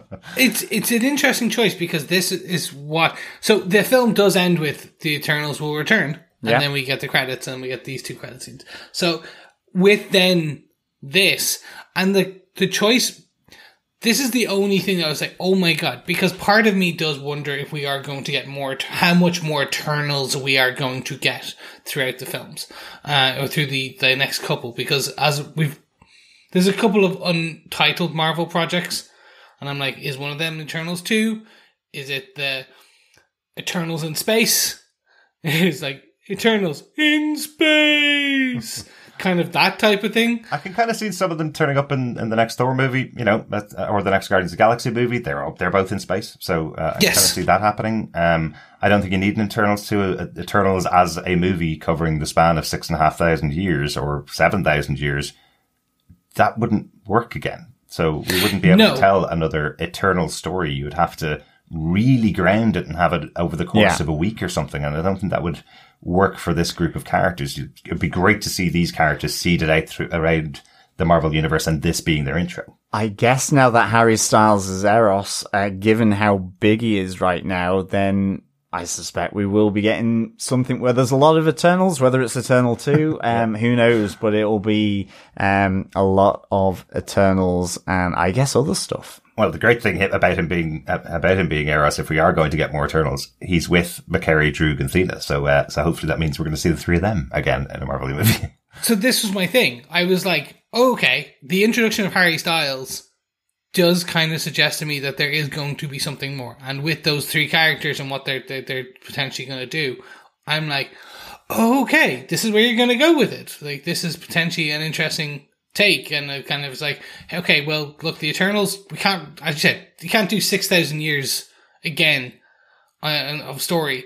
So what you can do is, it's a story in space with Eros, with Druig, Makari, some flashbacks to Druig and Makari's relationships throughout the years, maybe some of that, and then Athena's flashback to some of her previous incarnations of the Mad Weary. So that's your flashbacky parts, and then it's just centered in them finding more Eternals, going to say, because you've got to save the other Eternals. That's what their job is as well. They need to go off and save Cersei and the rest of them. So it's going to be interesting. And the fact that I was like, oh, well, this is going to be a bit like, I think, like, say, like some of the cameos of the other Guardians of the Galaxy in Guardians of the Galaxy, where 2, where you had Sylvester Stallone and a few others. I was like, all right, it's a nice thing. I think that fact that it's Harry Styles, I think the fact that it's a few of the, I think this is hinting at potentially they will announce something. And I think it may be another 4 years from now. I think potentially, you're right, I think it's a film, but they could do it as a Disney Plus show. But I think that's just harder to do because it's more expensive. So I think it will be an Eternals 2. We do have Disney Plus Day coming up soon. Yep, 12th of November. Or Disney Day. So there is Star Wars announcements and there is Marvel announcements. And in that, there's going to be, potentially that's where they will announce a couple more films. Absolutely. It's the day that Shang-Chi and the Legend of the Ten Rings is being released on Disney Plus as well. So, yes, supposed to be some upcoming announcement for some additional Marvel movies that are coming out in the next couple of years. I'm perfectly happy with Harry Styles being cast in this role. He was really good in Dunkirk in the role that he had in there. I'm interested to see him in the future.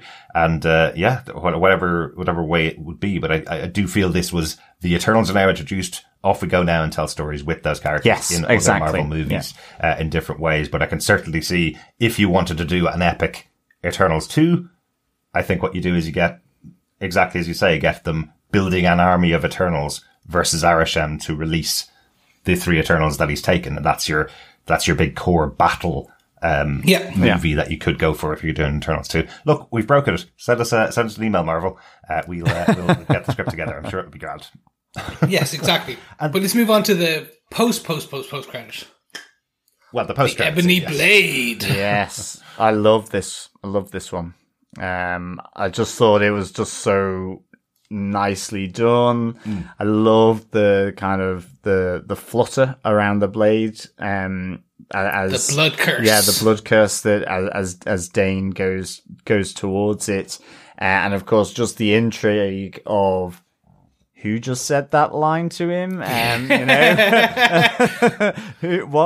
who's that? Like, we came out of the cinema going, was that Nick Fury? I just don't know. And then Derek kind of mentioned it could be young Nick Fury or something like that. I was like, and then it was, I was thinking like multiversal Nick Fury, multiversal character. The reason why Nick Fury, of course, is because that really felt like exactly the line that Nick Fury said to Tony Stark when he was introduced to the world.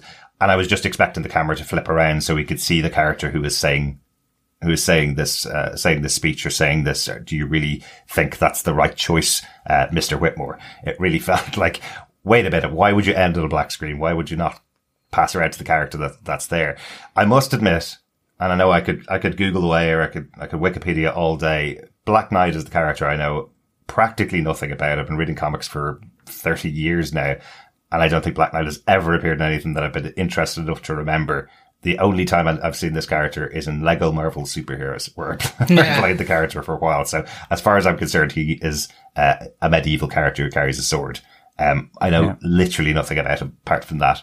But what was annoying was I knew that Kit Harington was playing Dane Whitmore. I knew A. Whitmore had been the Black Knight.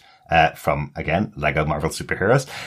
So I was waiting for a team up between the Black Knight and the Eternals for the entirety of the movie, and we get the post-credit scene where he looks at the blade, and then someone says something to him and it goes to black, and I'm like, oh my god, why has he not got the suit on? Yep.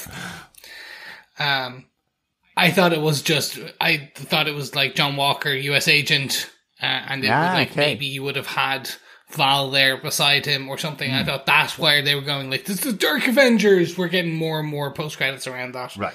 I do know Black Knight. I know a lot of his history just because I'm a nerd, I suppose. Yeah, I know some. He's part of the Avengers, and he's a bit more mystical and things like that. And more, he overlaps on a lot of the kind of multiversal. Some of the weird multiversal stuff that's been going on back in the day with Marvel Comics, so he was involved in a lot of that. And then obviously I loved Excalibur, the UK based superhero team like the Avengers led by Captain Britain. He was a big part of that. So that's where I do know him from.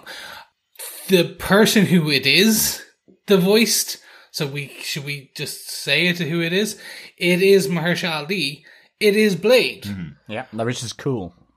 It's amazing. Yeah. I had no idea. I had to get told that by online. Yeah. I was like, it did not connect the voice, did not connect. I am very interested to see where they go. And it fits as well. I mean, you think of, say, not Blade, but you think of the mythos of the vampire, the castle in Romania. There is that element of the medieval, the lore to it. And so having the Black Knight connected with Blade in some way, makes an awful lot of sense. And I think this is very, very cool, actually. Yeah. It suddenly made me excited for the Black Knight. And this is a personal choice, whether Kit Harington is the one for me, I don't know. But that final post-credit scene has convinced me of it all with the Black Knight, for sure. I loved the reveal of the sword. I loved it kind of wrapped in the kind of almost like bloody bandages.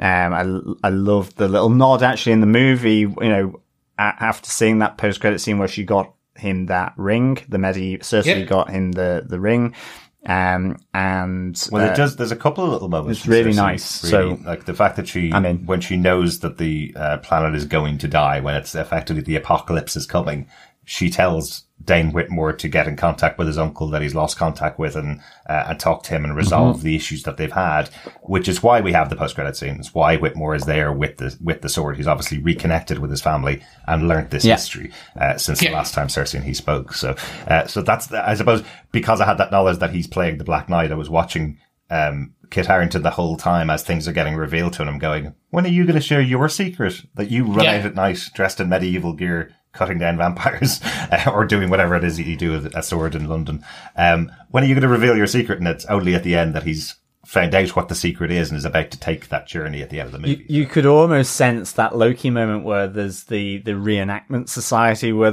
I don't know, you could imagine a bigger version of that on the movie where there's some kind of medieval reenactment of a battle that Dane Whitmore gets sort of embroiled in as the real Black Knight. I think that'd be hilarious, but I guess they won't do that. I certainly won't be getting a call from the writers at Marvel. No, I don't think any of us ever will. Before we go on to some feedback for the Eternals movie and from our wonderful fellow defenders, guys, let's see who defends the movie now that we have finished our full discussion on it. John, how about yourself? Do you defend Marvel's Eternals?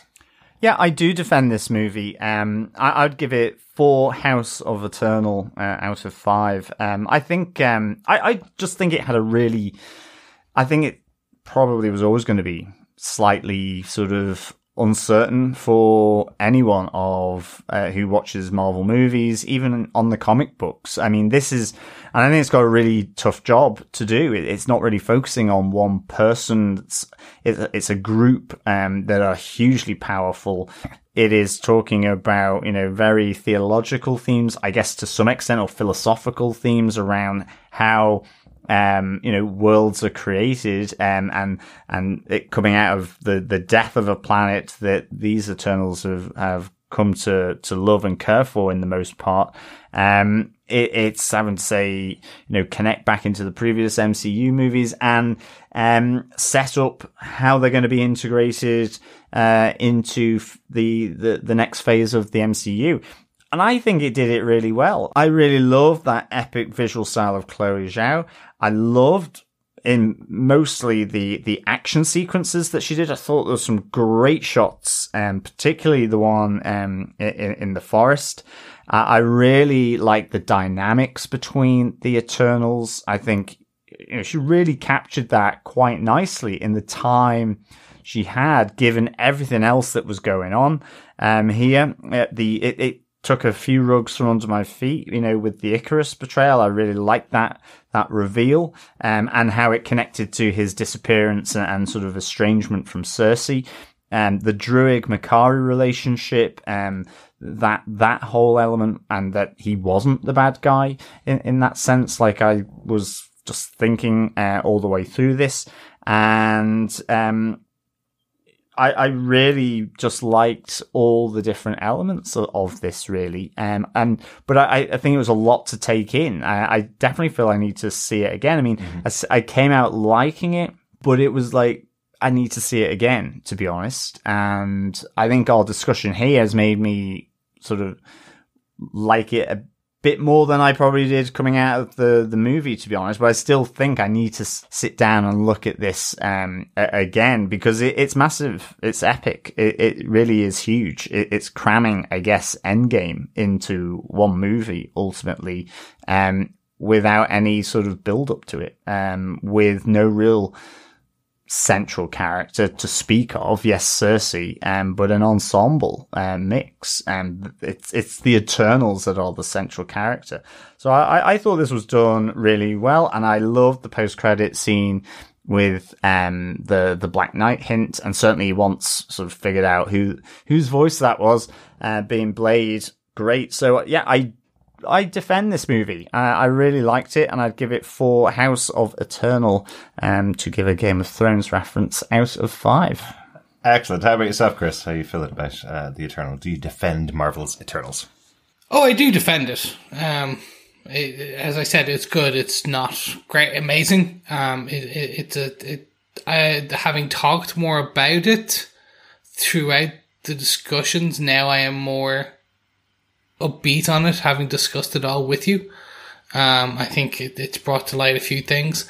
I still think there's some choices made that I just personally wouldn't have done. I wouldn't have broken the story like this. I would have used potentially some of the others. But I think, again, in the MCU, I trust. They have a story they want to tell us, so I'm going to go their way and read it their way and watch it their way. They have choices, and I will follow them. I love the actors.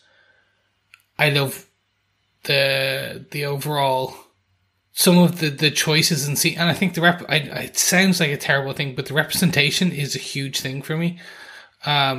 Just seeing this on screen and not played out as big fanfare just was fantastic. Absolutely. Yep.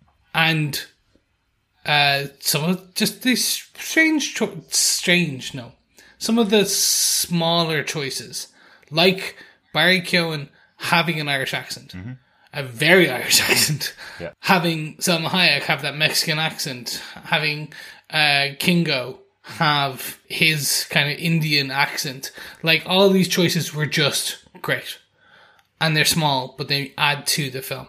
It was epic. It was Marvel. I enjoyed it. Absolutely. On the accents, I must say, it kind of struck me after watching the movie. I was like, okay, these are Eternals. They're coming to our planet 5000 BC, and they all have these different accents, and they're allowed to use them because it's fine. We don't know what space aliens sound like, but I kind of love the idea that potentially, we don't know exactly where Salma Hayek's farm is, where Ajax's farm is. Would she possibly have lived in the area near Mexico? And that's why Mexican people have a very similar accent to her.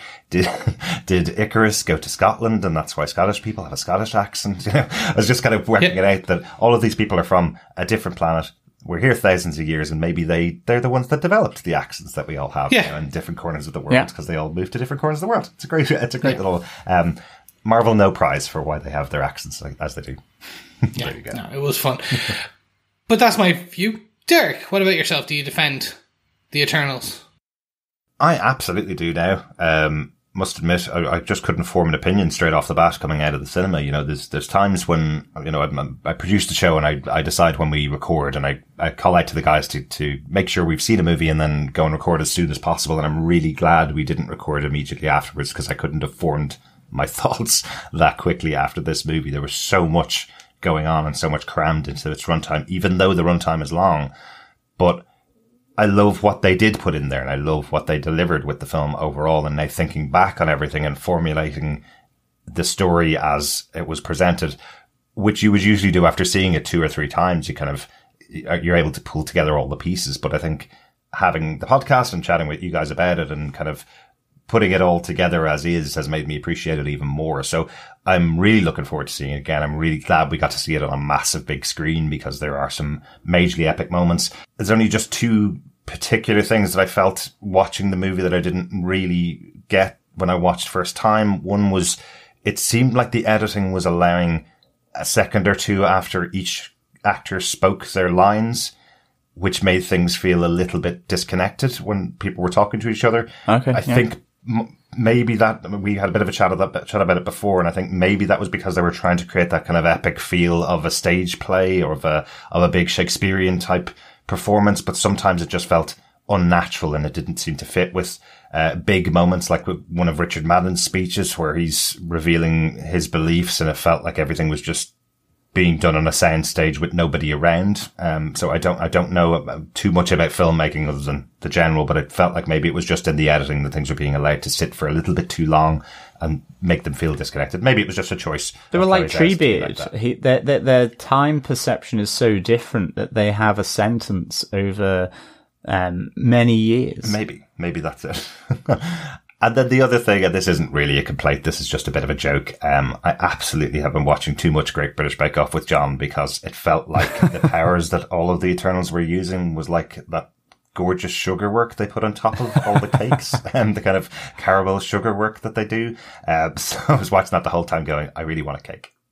So there you go. But overall, yes, really enjoyed it. It's somewhere in the middle for me. It's definitely above all the comedy Marvel movies, your Ant-Mans and your Guardians of the Galaxy and Thors and all those movies. It's way up above there. It's probably closer to the top 15, top 10 Marvel movies. So that's good after one watch. I'm looking forward to seeing it again. I think that's my thing. I as soon as this comes out on Disney Plus, I will be giving it another rewatch in 45 days. Yeah, something like that. Yeah, it's going to be coming before Christmas. Definitely. Yeah. I think it's around the same time as Spider-Man, or the week after Spider-Man comes out in cinemas. So we'll be able to see it again, just like we'll be seeing Shang-Chi next week.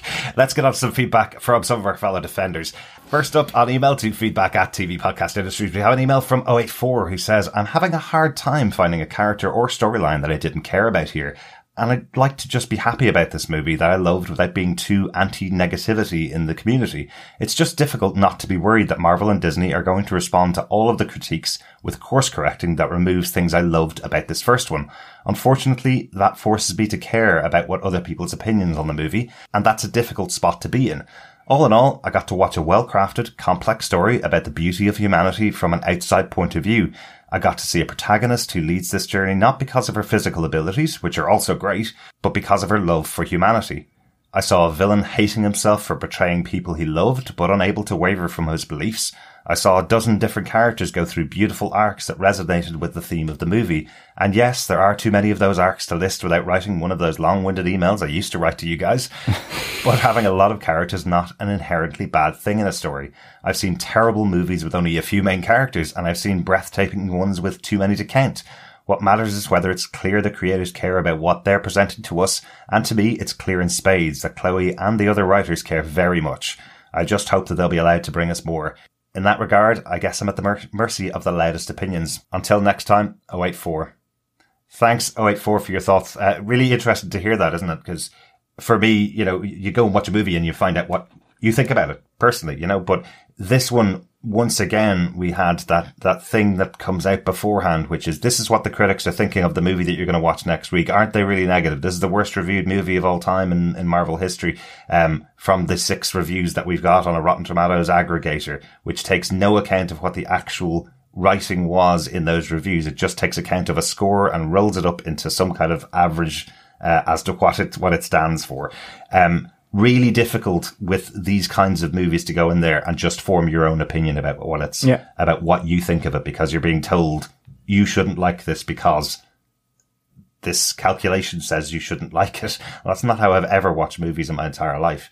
But you do feel the pressure of it afterwards. Did I like this? Because everybody apparently didn't like this. Well, that's it, isn't it? It's the inherent go-to now that everything has to be reviewed. And I mean, I do it, I do it for that reason of out of 5.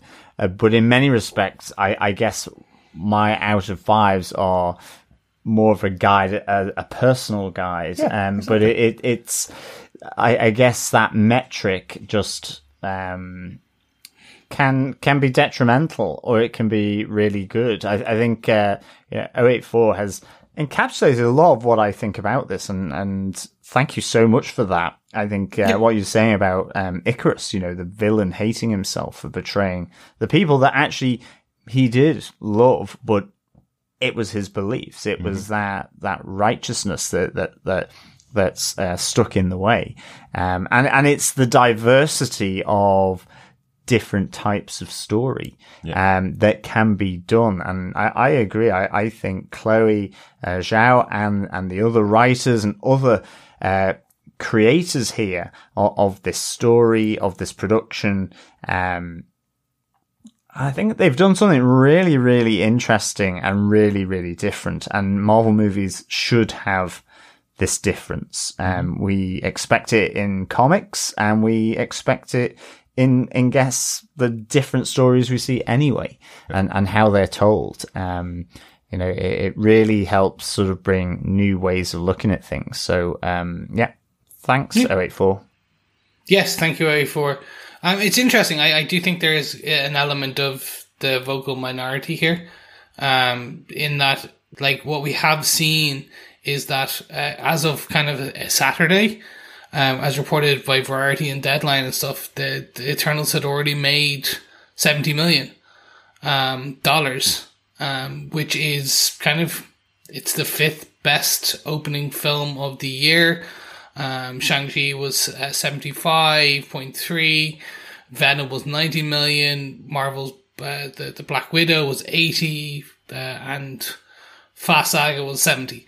So it still has another 24 hours, the Sunday, to make more and go above, because it's Thursday night, Friday, Saturday, and Sunday are the opening box office. And it will basically, it's still one of the biggest. So I think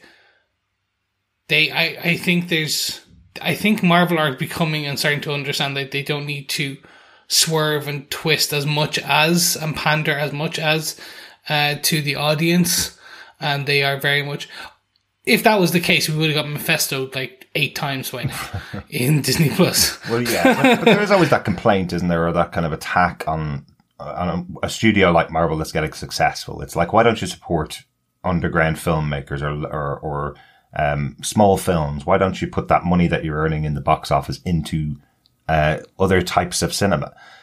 And really, with the Eternals, I think this is an example of where they have. They've backed a director who's come from independent cinema, who's won an Oscar for her movie Nomadland, but she was brought on board for this movie before an Oscar win. Yeah.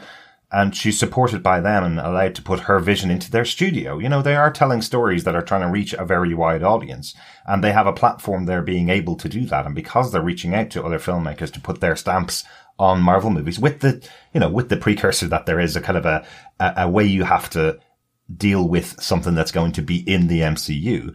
But I think that's their way of doing it, isn't it? That's their way of supporting these other movie makers. Like, I am certain everybody who's made a Marvel film, if it's been successful and then gone off to make their own movie, has found a member of their audience interested to see what they're doing because they've done other movies in the Marvel universe. I know the Russo brothers have now set up their own studio making movies because of their work in Marvel.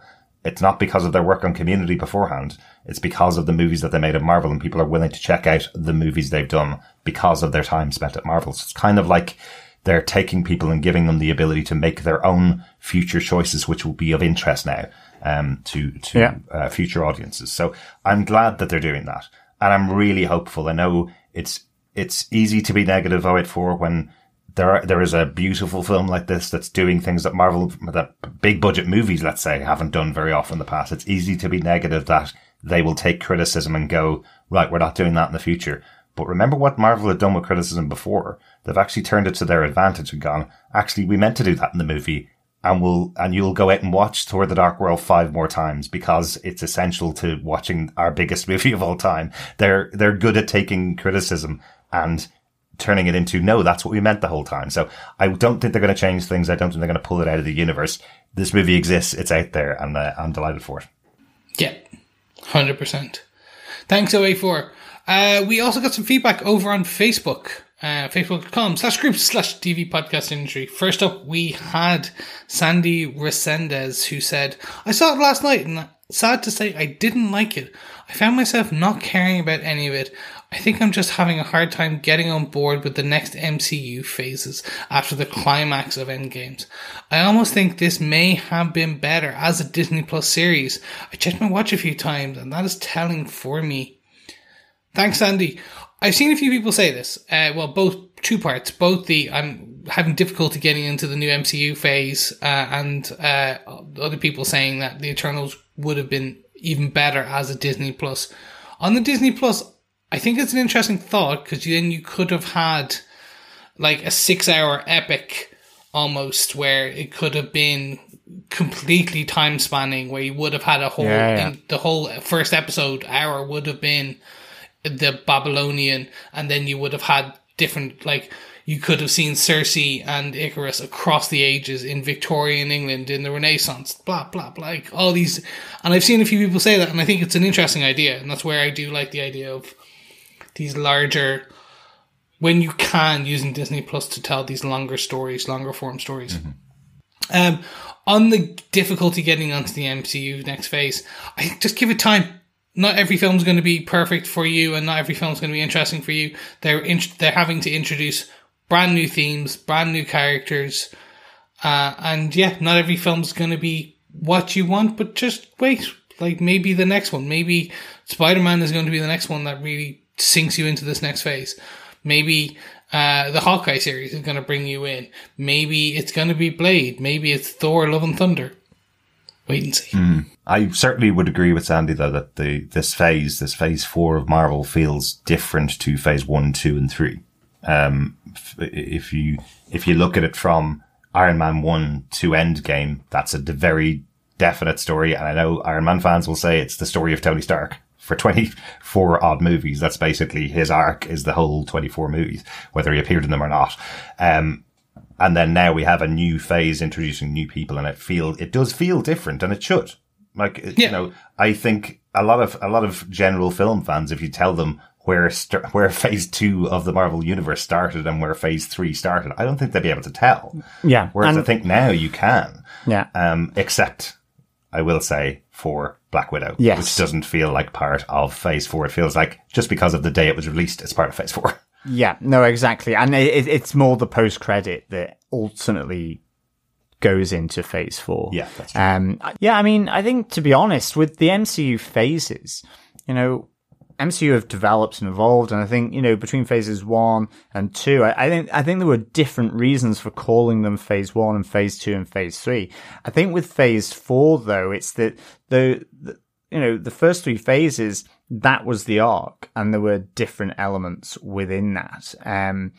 And, you know, there's a decision, isn't it? You know, if they continued as the previous 3 phases, potentially they might lose people, or certainly the reviews will get worse if it's the same old. Now it's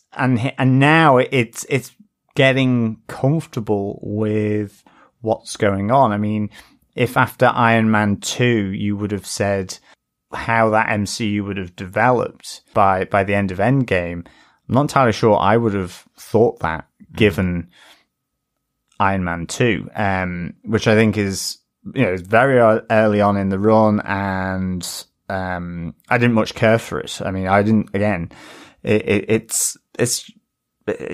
just wasn't for me. So I think we're just at that start, and I guess there's needed to be a few movies to go. But thanks, Sandy. As I think you're right. I think that there'll be very different opinions here on I was going to call them the Essentials and the Eternals. So thanks for that, Sandy. Thanks, Sandy. Yeah, Ron Leffman says, I thought it was fantastic. Some of my favorite character building in the MCU. Interesting. Thanks, Ron. Yeah, thanks, Ron, for that. David M. Champagne says, I could never wrap my head around the complexities of the Eternals in the comics. That said, the MCU altered their story enough to make the film beautiful and complex and understandable. I intentionally see the MCU films with a friend who has no comic knowledge. He loved it. Loved Thena and got anguished over the Gilgamesh story arc. He was also curious about Dane, including the post-credit. I had a few issues, mostly from a comic perspective. Visually stunning, decent story, and can see the direction it could take into the larger MCU. I'd give it a B+, better than average MCU film. This story hits all the Rotten Tomato buttons. Cast diversity, all with funny accents. LGBTQ plus acceptance. Strong female characters. No character is white, male, American. Evolution is mentioned and considered fact. Negative Rotten Tomatoes scores reflect hatred for woke MCU. The movie pissed off the right people. Great point, David. Yeah, great point, David. Indeed, yes. I would be more concerned if, at this stage in human evolution, to speak like an Eternal, that Rotten Tomatoes score was higher than that. It's good to know. I think that the negative zone of Rotten Tomatoes sometimes there's quite a lot about how good and challenging the movie may be in question, for sure. And that's interesting about taking a friend along that has no comic knowledge. And that's really, really important. We can really get bogged down in the comic lore and the comic knowledge, as Chris always says, the burden of knowledge in some cases. And I guess these are living stories, and these changes, whilst within that framework of the comics and previous ones, this is Chloe's work, in collaboration with her other writers and in collaboration with people from Marvel Comics and Kevin Feige. Collaboration is the name of the game in this. And so I think it's immensely important that stories move on and do, flip the old pancake every so often. So, great stuff. Thanks, David. Yeah, thanks, David. I know what you mean. Look, they amalgamated the Neil Gaiman run. They took stuff from Earth X about the Celestials, which was like Alex Ross and stuff. I bumped up to. We actually had a discussion even before we started recording about some of this. Would I like to see a Dreaming Celestial? Yes, I would have. But that is the difference. The Golden Celestial, and which is the Neil Gaiman run, the Dreaming Celestial, which I think would have been an interesting take an arc, but it's something different. But thank you, David. Sorry. It's interesting. Yeah, it is really interesting, isn't it, David? Given I have read most of the Eternals runs, I also feel like a brand new reader of comic books going into these movies, because so many things are different in the movies than they were in the comic books as well. So totally get you, David. Thanks very much for your feedback. Yes, thank you, David. Finally, the last piece of feedback comes from Joe Steinmel, who says, I didn't hate any of the movie, but I didn't love a lot of it. I was drawn in immediately, but beaten down by the runtime, and that's a first in the MCU for me. The voice at the very end was enough to kick my hype levels back up, though. Oh, yeah. Mm-hmm. I think all of us who watched Luke Cage and loved Mahershala Ali's performance in there, and spoilers, the character doesn't last past 6 episodes of that show, we were all kind of hoping that work out some way to get him back in the MCU, and hearing his voice in here in the Eternals is like, oh, great. Okay. They have found a way. He's coming back in the future. Thanks so much to everybody that's been sending us in the feedback for Eternals. Hopefully you'll have the opportunity to send us in some more feedback in the future to feedback@tvpodcastindustries.com. You can subscribe to the podcast at tvpodcastindustries.com, where you'll get access to all of our future podcasts. We've got lots coming up over the next couple of weeks, actually.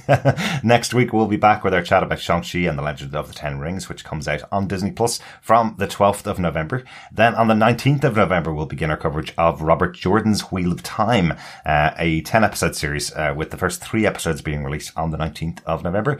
Following that, the following week, on the 25th of November, we'll be back in the MCU here with Hawkeye. First 2 episodes of that show being released on the 25th of November, with 4 more episodes to follow before Christmas. So lots and lots being covered just in the month of November. Make sure you subscribe to the podcast to get access to all that. Yes. And if you want to support us, head on over to patreon.com/tvpodcastindustries, because poor Derek's little fingers are going to be clicking a lot and we need to keep him caffeinated. So you can support by going to patreon.com/tvpodcastindustries or heading to buymeacoffee.com/tvpi, where it keeps him caffeinated, or Patreon keeps the hamsters running in the wheel and the servers going, because it's a lot of content, that's just 4 weeks and that's a lot of content. It really is. So you should support. Yes, you should see the dilation of those hamsters' little pupils when you inject them with caffeine. I know, it's so fun to watch. But thanks so much to all of you who've been supporting us through Patreon, or through Buy Me a Coffee, or through sharing our podcast on Twitter and Facebook and wherever you've been sharing it. And of course, to all of those that have been sending us in emails to feedback@tvpodcastindustries.com, or go into our Facebook group at facebook.com/groups/tvpodcastindustries. We love hearing from you, and we love all of your support in whatever way you do. Yeah. Yes. Thank you so much, everyone, and look forward to speaking to you as early as next week. Indeed. Yes. Thanks so much, fellow defenders, for joining us for our discussion of the Eternals. Remember, keep watching, keep listening, and keep defending. Bye. Bye.